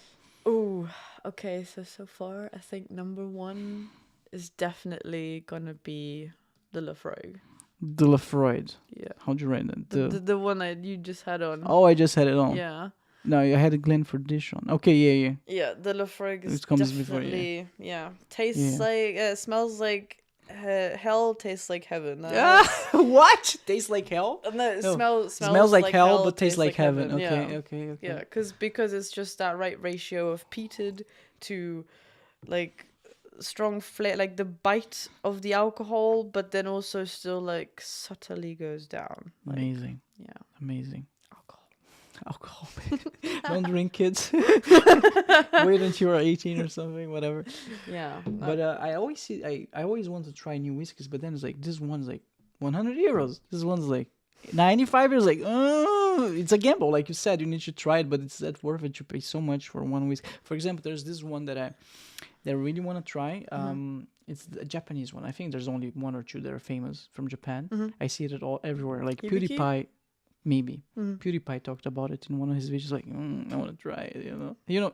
What is the name again? Well, the one I have in my head right now is Hibiki. That's the Hibiki. one. Yeah. Have you tried it? I have it. You have it. Yeah. Yeah, Hibiki. That's the one. Yeah. Yeah. So, verdict. I haven't tried it yet. What? What? Yeah, I do have another because I went to Düsseldorf some time ago and I bought out of a Japanese store a Japanese whiskey. Out of a samurai. Yes. But it's got like the proper Japanese like labeling and everything on it. So I'm just like, who do I want to open this with? Save it for the right day. Yeah, for the right day. Exactly. But that's the thing, you need to try it, Eileen. What if it's shit, Yeah, well, then I have a bottle worthy of 50 euros of crappy whiskey. No, but what I mean is like you're gonna wait for the right day for like have the right person around, etc. But then the whiskey doesn't taste good. Aren't you curious to know how it tastes before? Or you want to no? You want to be surprised? Yeah, be surprised. Okay. A pleasant surprise or a surprise. Whatever happens. Yeah, exactly. Okay. It is what it is. But yeah, no, that's how I see whiskey. It's something that is enjoyed with time. You need to bring some time to taste it in, Also, I always think like alcohol should be drank with no stress, like just relax, because it's something you need to invest a little bit of yourself in to really take it in, If you get what I mean. Yeah, of course. Yeah. So they say that people who are like that with wine are sommeliers. What's the name for whiskey enjoyers? I don't know. Connoisseur. I think connoisseur. I don't know. I don't know, guys. Me neither. just enjoy your alcohol. Yeah. Okay. But yeah, that's my take on the whiskey. But yeah, we're mainly focusing on the Scottish ones at the moment, and then slowly we'll go over to like Jack Daniel's, a different series Come over on, there. you never tried Jack Daniels? No, I have the normal standard. Yeah. But like you have the honey one, you have like the more, I don't know, the stronger. It's like a browner one. I don't know. Like the label was brown. I can't remember. But they have so many variants. They do. Yeah. They do. It's crazy. I saw this guy on YouTube. He used to buy the traditional Jack Daniels, and then he would buy those pieces of wood, I don't know how they're called, burn them, put into the whiskey and let it marinate for 1 day, 2 days. And then he would drink it and would have this smoky taste. I don't know. I was like, I don't understand anything, but I want to try. It looks so good. Yeah, no, you should give it a go. Like, because that's how you get a spin on the thing. Even just like a drop of water can change the taste completely. Yeah. If you have like a 53% whiskey, and you say it's a bit bitey on the alcohol taste, then you just get literally dip your finger in a glass of water and then just do a few drops. It changes the whole thing. It takes the alcohol just down just a little bit, and gives it a new spin. And also temperature as well. Some people enjoy it with ice. I hate it. I don't know why. Disappointing. So is it a good thing or a bad thing? Ice. It's. I don't like those noises.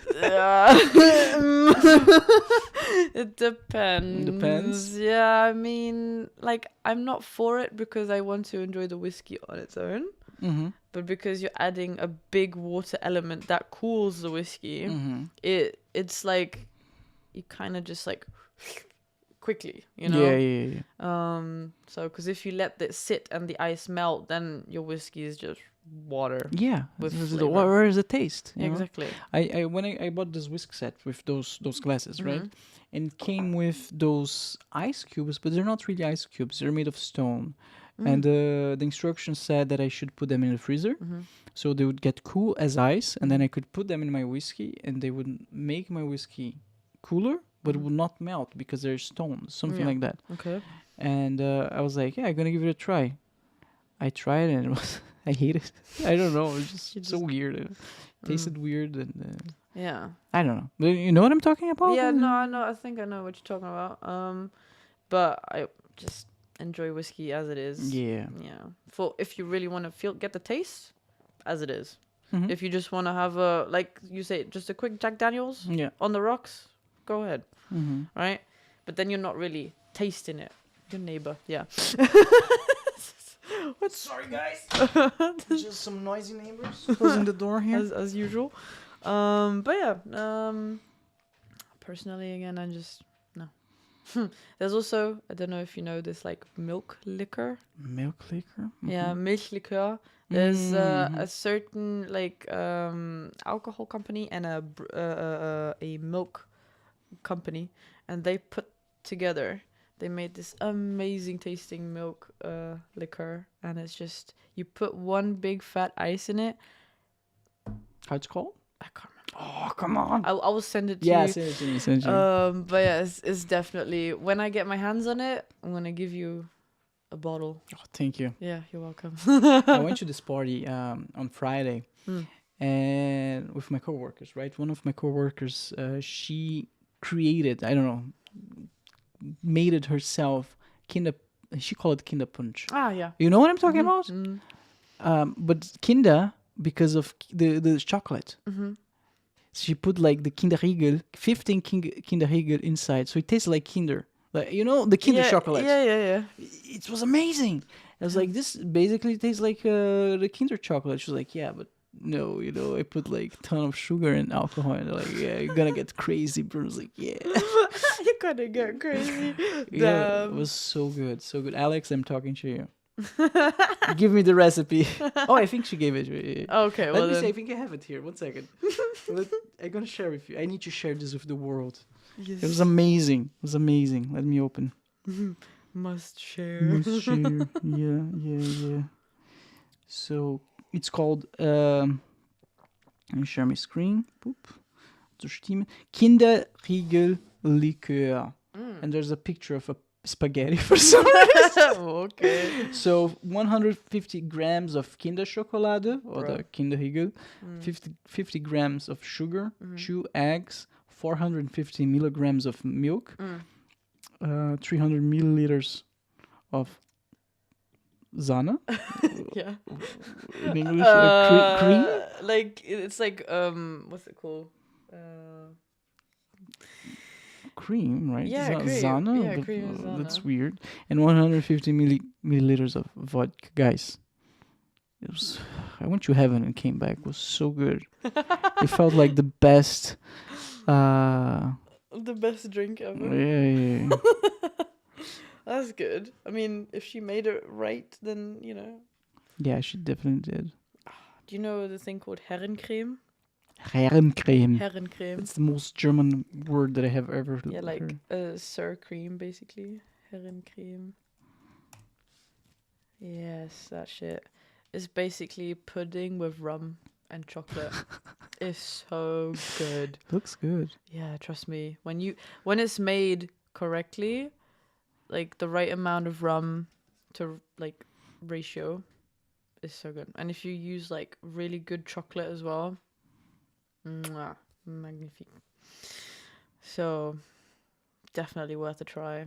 If you ever see it in a store, buy it. Just give it a go. I will. I will. And tell me how you like it. Or don't. I don't know. All right, Eileen. Yes. Anything else that you'd like to add? Nope, I'm done. You're done? Yeah. Thank you very much for being here. It was a pleasure. Yeah, my pleasure.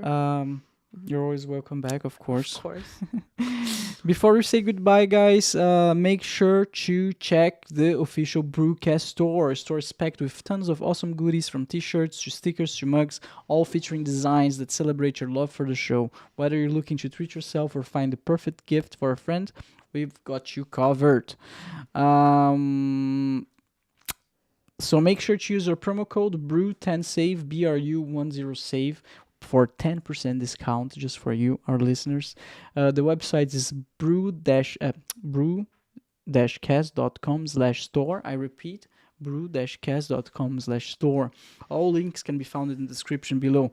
Also, make sure to check BruCast on Instagram, TikTok, and X. We now are posting our carefully curated shorts featuring podcast highlights and memorable moments which are ready to entertain you on our new social media accounts. So whether you want a quick recap of our discussions or bit-sized portions of podcast goodness, follow us on Instagram, TikTok, and X for a fun and shareable experience. Subscribe now to BruCast on Instagram, TikTok, and X. All links on the description below. Thank you very much, guys, for listening. Eileen, it was a pleasure. See you next time. Yes. And take care, everyone. Bye-bye.